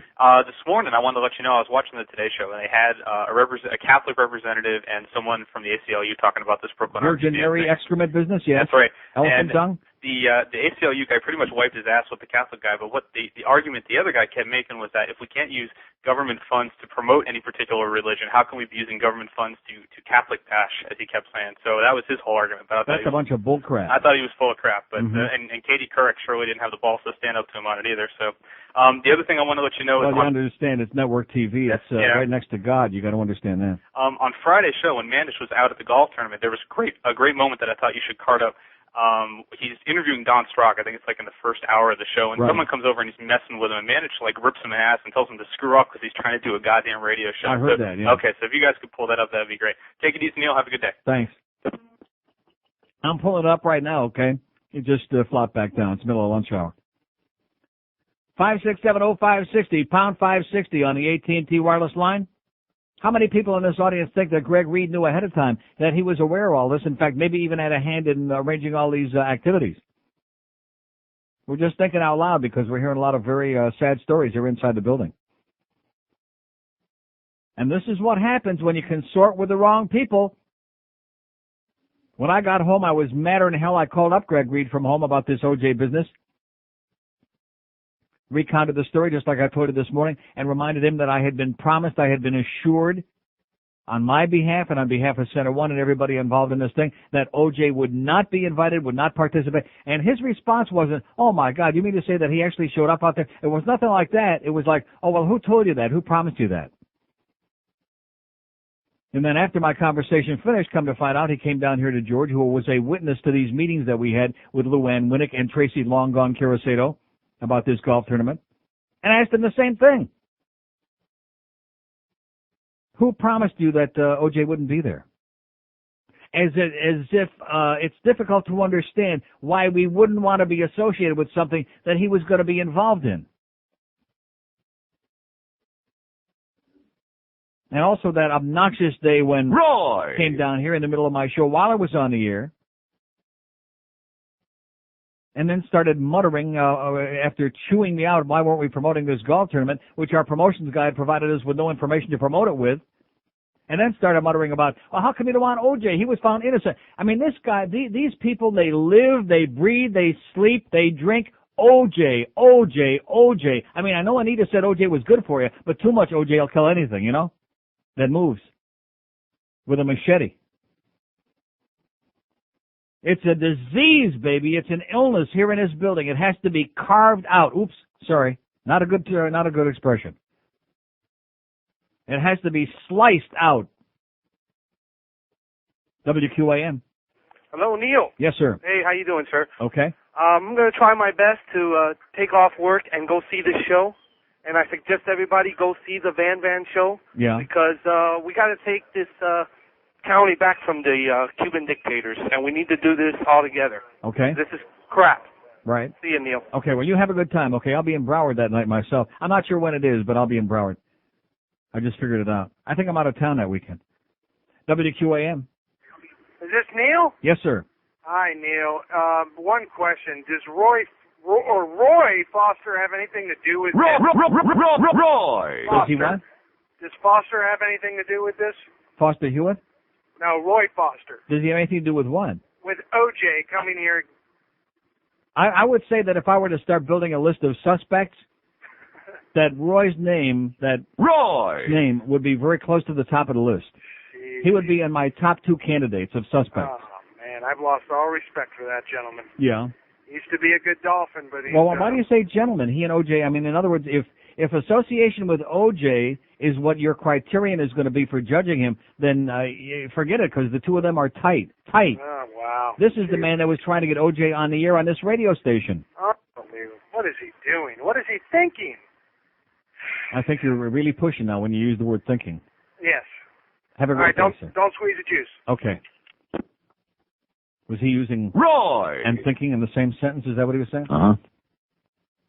Again, we're just thinking out loud here. I have no evidence, you know. We have no evidence. We got to bring in Columbo, and we got to get Miss Agatha Christie, whatever her name was, Miss Marble. In fact, you just stick Miss Marble's thing in Columbo where Columbo's eye used to be. WQAM. Hello, Neil. Yes, sir. How are you today? Great. You're doing screenless, huh? I'm doing whatever I can. Trying to mix it up a little here today. Hey, Neil, how about this Underwood character? Right? A guy turns down $1 million, Yeah. and then he signs for like three quarters less than that. Right. And now he's committing suicide. Because he couldn't pay his child support. That's unbelievable. How do you like that? How stupid can people be, Neil? Well, I'm going to put a chapter in about him in my book called Sparks is Making Babies. I'm Yeah, telling you, right. it's going to be very interesting. Okay, have a great day. And, of course, to do it there in Lansing, too, I take great umbrage with that, you know, especially after the Spartans beat Illinois there. Nice going there, Michigan State. Nice going, Billy Burke. Who don't look as good as, poor Tommy Brady. Saw some of that Michigan game. I hope Mad Dog's listening today. Probably not. When Tommy Brady got hit like a goddamn ham sandwich onto a counter. Wow. Head went bouncing off the turf there in Wisconsin. Little concussion, maybe. Don't mess with our boy Tommy Brady, baby. I sat there with my head in my hands while I was watching that. In fact, before I was watching that, because Tommy Brady was on, I already had my head in my hand. He's a very handsome young man. That Who is can't correct. see that? Exactly. WQAM. WQAM. George. Yes, sir. What's up, man? How are you, man? Okay. Could I speak to Neil? Where are you calling from? Pembroke Pines. Okay, let's go to Pembroke Pines. Hello. Hey, Neil. Yes, sir. How you doing? Okay. Neil, what are your comments about Demetrius? OF, I think is what he said. They say something under his breath. OF. I just got through saying it, man. What are my comments about Demetrius Underwood, huh? What are my comments? How's this for a comment about somebody that slashes himself in the neck? Yeah. But why is everybody talking only about him and not the fact that Jimmy We Could Be Special Johnson is the one that signed his ass up? As in, oh, hey, we got nothing to lose, you know? Nothing to lose except maybe our self-respect. Kind of like here at QAM. How can you lose your self-respect when you don't have any? Don't forget, by the way, Hank won't be on today. We got the OJLT show at 2 this afternoon. Hank don't know it yet. You're gonna have to. Who's gonna break it to him? You think Jason, Josh? Well, Bluff. I mean, ordinarily the program director would tell a guy something like that, but he gets so emotional, you know. OJ and LT 2 to 6. Oh! Take that, Pete Bolger, you jackass. Yeah, I think we're gonna have a big stogie. We're gonna put one in our puss and celebrate today. In honor of all this new programming here in the market, in honor of all this good stuff going on. Are you sure? Positive, man. It's an exciting time to be alive here in South Florida. Wake up with the first team. Joe Rose, Jeff DeForest, and Steve Goldstein. No. Weekday mornings at 6. Only on Sports Radio 560 QAM. I don't give a shit anymore. Listen to me. This is Stan Feinstein for Sofa King. Understand? Where everything is held to the high Sofa King standards. The selection isn't just huge, it's Sofa King huge. Believe me, you'll never shop anywhere else. And Sofa King's prices aren't just low, they're Sofa King low. You'll never find them anywhere else. Listen to me. When I say Sofa King has a beautiful store, I mean Sofa King beautiful. When I say staff is helpful, I mean Sofa King helpful. Listen to me. Get to know the Sofa King and enjoy a selection that's Sofa King huge, a staff that's Sofa King courteous, and prices that are Sofa King low. You'll never shop anywhere else. But don't take it from me. Take it from satisfied customer Frank N. Stein. Sofa King good. You said it, Frankie. Sofa King good. I don't want to be a program director. I'm sorry. It's a 1:31. Well, I just keep conjuring up the image of Friday. Get off your duff. It was a very emotional time here at about 1:30 when this OJ story broke. Get off your duff. And there were a lot of people getting very hysterical, very high-strung people, you know, squirting a few here and there. 567 0560 and pound 560 on the AT&T wireless line. A little bit of a new twist here today. A little more Neil, a little less of some of these callers. And, you know, we're already making a little bit of progress. But Rome wasn't built in a day, you know. Wasn't built in a day. It takes a little bit of time. You'll see. It'll be a perfect fit. WQAM. Hello? Yes. Yeah, I want to play something for Neil. Okay. Where are you calling from? Where am I calling from? Yeah. Palm Beach. Okay, here's a call from Palm Beach. Hello. Hey, I got something to play for you. Okay.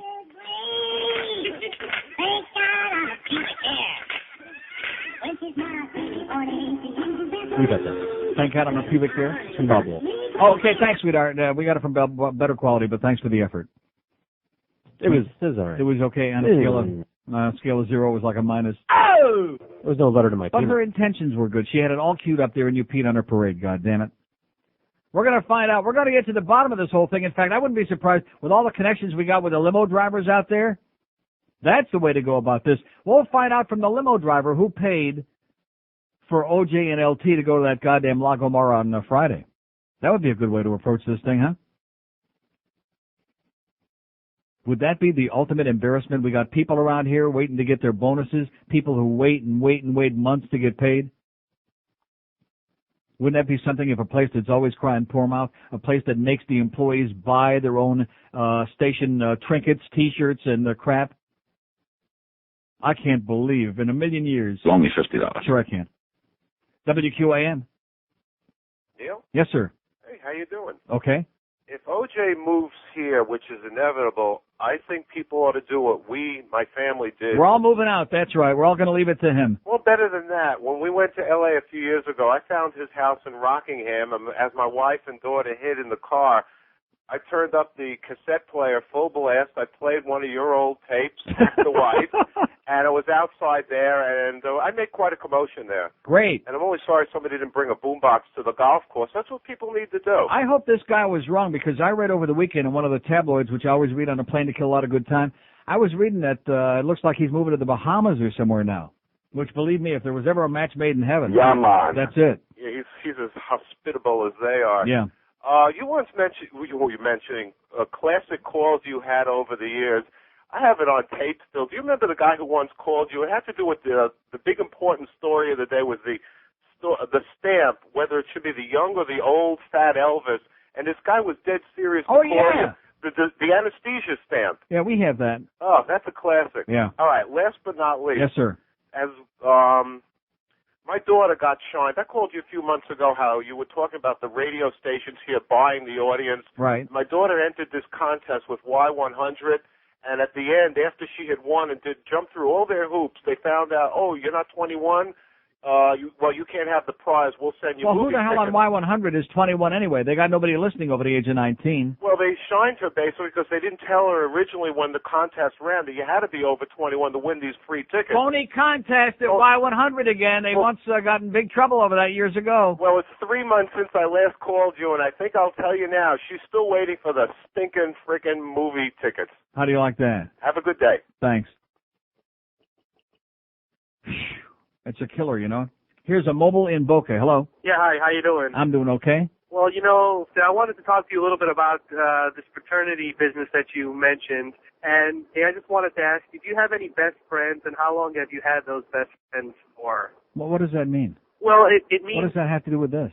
It has to do with... Everybody's got best friends. I mean, if they have any friends at all, sure. It has to do with a fraternity, and not necessarily taking showers or all the other hazing and whatnot that goes on, but it has to do with hanging out with a bunch of guys. I have two best friends. One is straight, one is gay. I've never had sex with either one of them. I've never seen either one of them naked, nor have any desire to do either one of the above.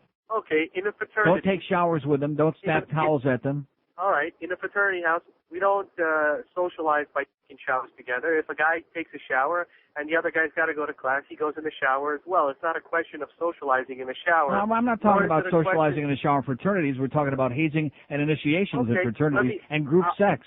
I'll tell you about hazing and initiation. When you're in the age of adolescence, 18, 19, and you're trying to find yourself in college, whatever college may be, fraternities lend itself to putting a bunch of guys that are like you. When I say like you, I mean they like the same interests, they play the same sports. They're a group of guys together that automatically, for some reason, I can't explain why, become your good friends for life. Now, when you have a good friend, and like I mentioned to you, when you have a best friend or someone who's a good friend of yours, you share experiences with them, and part of becoming sexual experiences? No, well, it could be two guys on a girl. It could be two girls on two guys. It could be in the bathroom, 4 guys taking showers with 4 girls. The experience, sexual or not sexual, is irrelevant. No, it is not. It's not irrelevant at all. Of course it is. No, it is not. When you're in a fraternity, your goals are to make friends. Because you have friends, sir. Because you have a best friend or a bunch of good friends doesn't mean A, that you take showers with them because you're going to be friends for a long time, and B, certainly doesn't mean that you share sexual experiences with them or can I ask you that this you question? have group sex with them. I belong to a health club, and in the health club that I belong to, it's a completely heterosexual health club. Yeah. But the shower is a shower with 6 stalls on it. Now, do you think that I become part of that health club so that I can work out with guys and then go take showers? I have no idea. Only you can answer that question. Okay. But that has nothing to do. I will tell you this: there are plenty of guys who do, but that's beside the point. That's beside the point. Me personally, I do not. That's a bastion of homosexual activity in health clubs. I do not go and join a fraternity. No, we believe you. Don't sound defensive. We believe you. Yeah. The point of a fraternity and communal showers and group sex and whatnot is not a question. What is the point of group sex? The point of a fraternity and hazing, and the point of becoming what is close the point to one of another. hazing? What is the point of making What is the point of making the young kids get naked? What is the point of that? I'll tell you exactly Please. what it is. Uh-huh. I'll give you a straightforward answer. Please, a straight answer. When you belong to a fraternity, and I'll say it again, you belong to a bunch of guys that are going to be your friends for life. And part of the why does that require them getting naked for you? Let me finish. Part of the experience of having a best friend, whether it may be a best friend that you play soccer with, or whether it may be a best friend that you go out drinking with, is you share intimate moments. Not sexual. Intimate moments? Not sexual. When I say intimate, I don't mean sexual. I mean intimate in the sense that you will not share that kind of experience with anybody else who's not your friend. For example, Sir, you know something? This sounds so faggy to me that even I'm embarrassed for you, sir. You want to know? Sounds very faggy to me. Running through the beach naked with a bunch of guys, you're never going to share that experience with anybody else, not even your wife or your kids or any other friends that you Why would you want to run? Why would you want to run through the beach naked with a bunch of guys? Why do you want to do that? You want to. Hold on. Hazing is not a question of you want to. You don't have a choice. Right. Because and why do you want to force these kids to be naked? Why do they always have to take their clothes off? My closet friend on an everyday that hangs out at the showers at the gym. Why don't you tell me the real story here, pal? On an everyday experience, people do not in a fraternity walk around naked, nor do they naked experience. No, stop obfuscating. Stop with the smoke screen. Stop with the steam and the steam bath, okay? Let's get back to the meat of the matter. Tell me why you want to make these guys get naked. What is that all about? It's a matter of respect. It's a matter respect for what? No, it's a matter of lack of respect for them by you. No, it's a matter of lack of respect. If I respect somebody, I'm not going to force them to degrade themselves and embarrass and humiliate themselves in order to be part of my club. If you're going to be part of a particular group of friends and guys, who says that? Sir, I want to tell you. I want to tell you this. I want to tell you this, okay? Without any more discussion, it's very simple. A child could tell you. If somebody demands that I get naked in order to be their friend, I'll pass, okay? There's a good message for all you kids out there. If any other male, your age, older, whatever age, if they demand that you take your clothes off and engage in some kind of naked hanky-panky in order to be a part of their club, in order to be your buddy, in order to be their pal, run like a bandit, run like a son of a bitch. That's the best call I've ever had in my life. Amen. See, now I understand the thing about Rimmer thinking he was my best friend, because the last time when he was over to the house a couple of weeks ago to bring me the Panther tickets, and he was asking if I wanted to take a shower with him. This is 560 QAM. Oh, man, that's everything bad, because, the sale about 3x4, in Illinois, they never say, well, I got no food, and other man. I tell you, man, I'm a little crazy. I didn't do nothing with a knife, and he said, when they call it, trying to, bubbles and said, man, bubbles and I didn't do nothing. So what I'm telling you like that, you understand, man? Oh, man, so I created so much every time, man. I didn't do nothing. I was right in the back of the van. I didn't do nothing, man. No white, full, blanco. So I was going to have to go to my head, but I didn't know go to my head because they know that I probably had to go to my head. So I was going to you know what I'm saying? I just don't know the blood glove that came over the bump in the night, whatever there's the night, so I just drops on the floor. I just stayed up with the lights going on in the middle of the night, the noise in the middle. I just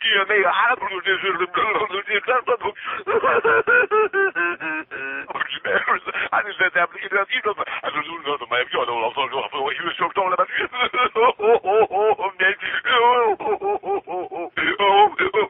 It's my pleasure. So what's he saying there? Kill Nicole. Okay. Kill Nicole. 146 at 560 WQAM. The Hank Goldberg show scheduled at 2 o'clock. Hank's over there at Shula's. He thinks he's doing a show. OJ and LT are going to be on from in the studio. They're in the building already. You know something? If it turns out it couldn't be, could it? Could it be us? You think? 5670560 pound 560 on the AT&T wireless line. Here's somewhere. Hello, WQAM. Neil, I wonder. I'm calling from Boca. Like I said, here's Boca. Hello. I wonder if you're aware of the growing scandal that's going on here in Boca. And what is that? The Italians are trying to muscle into the Jewish deli business. Very upset about it. Yeah. Yes. There's a growing war. Well, next thing you know, the Jews will be trying to muscle into the pizza business like at Pizza Lot. There's a growing war out here, Neil, between okay, thanks. Thanks for the exciting news. WQAM. WQAM. Hi. Yes, sir. Hi, I'd like to speak to Neil. Where are you calling from? Fort Lauderdale. Okay, here's Fort Lauderdale. Hello. Hi, Neil. Yes, sir. Hi, listen, wondering if you happen to see yesterday's local section, Fort Lauderdale paper, where Ken Jen is standing in front of the picture, the map of Broward County, how he's planning on taking over every place. Yeah. He's planning on moving in so he can run from there. Yeah. I don't know if that's got you excited. I noticed he started growing a little mustache, too. You notice that? Oh, yeah, he wants to get that hipper you thing going, too. He's working on it. Okay, thanks for the good news, sir. I'll check it out. Yeah, Ken Jenny and Broward, and of course they don't need a Ken Jenny and Dave because you got all the old Cubans who are at Domino Park with their Spanish radio language stations going 24 hours a day, urging civil disobedience and causing enormous strife and chaos everywhere they can here in South Florida. Unbelievable. 5670560, pound 560 on the AT&T wireless line. WQAM. Hello? Yes, sir. I'm calling to speak to Neil. Where are you calling from? Princeton. Princeton, New Jersey? No, Princeton. Oh, Princeton, Florida. Okay, hold on. Okay, here's a call in Princeton. Hello. Neil. Yes, sir. How you doing? Okay. This thing with OJ, Yes. it was on Channel 10 the other night, and some guy named Sam, I can't think of his last name, from WQAM. Sam Doucheman, yeah. Sam Douche, right. Mm-hmm. He clearly indicated that WQAM had sponsored this thing with OJ, that they invited him and they provided all the services for him. So if you want to know who paid for his limo, that's the guy. Well, what did he say? Now, I find that just astonishing. What words did he say? I mean, as best you can remember. Well, as best as I can remember, Neil, he was interviewed and This is Sam Douche? Yeah, Sam. He was on Channel 10, and you know how the media can put stories together, and they showed WQAM, and then they showed Jim Mad Dog Mandich, and then they showed OJ, and they made it seem like. Well, what did Mandich have to do with it? No, Mandich didn't say anything, but the media made it seem Mandich like ripped him an ass. Like Mandich was all in with this. Really? Okay? And then afterwards they said, and Sam, he said, oh, well, we're very proud to have OJ, and he's a celebrity, and this is a celebrity golf tournament, and that's the reason we invited him, and that's the reason we provided the services for him to get there. I don't believe it. There is no doubt, Neil, that this guy and Greg Reed and his whole bunch of croonies, they did this. No doubt about it. It was on Channel 10. I mean, this guy was clearly, he was gloating. He was gloating that we had OJ in this tournament. Unbelievable. Clearly, Neil, it was all planned. They didn't want to mention it to you because they know you were going to rip him in the ass if they had. So they just kept it under the cloth. This was in violation of an agreement that we had to do this thing in the first place. Well, Neil, the Center One people didn't want to be associated with OJ. I didn't want to be associated with OJ. I'm sure that nobody else on this radio station, I can't speak for him, but I have my feelings. I know Mandich made it real clear the other day, and I bet you nobody else on this station wants to be affiliated with Jay. Oh, yeah. Well, when Mandich, as soon as he came on the radio, he made it clear that he wasn't going to have any axe murderers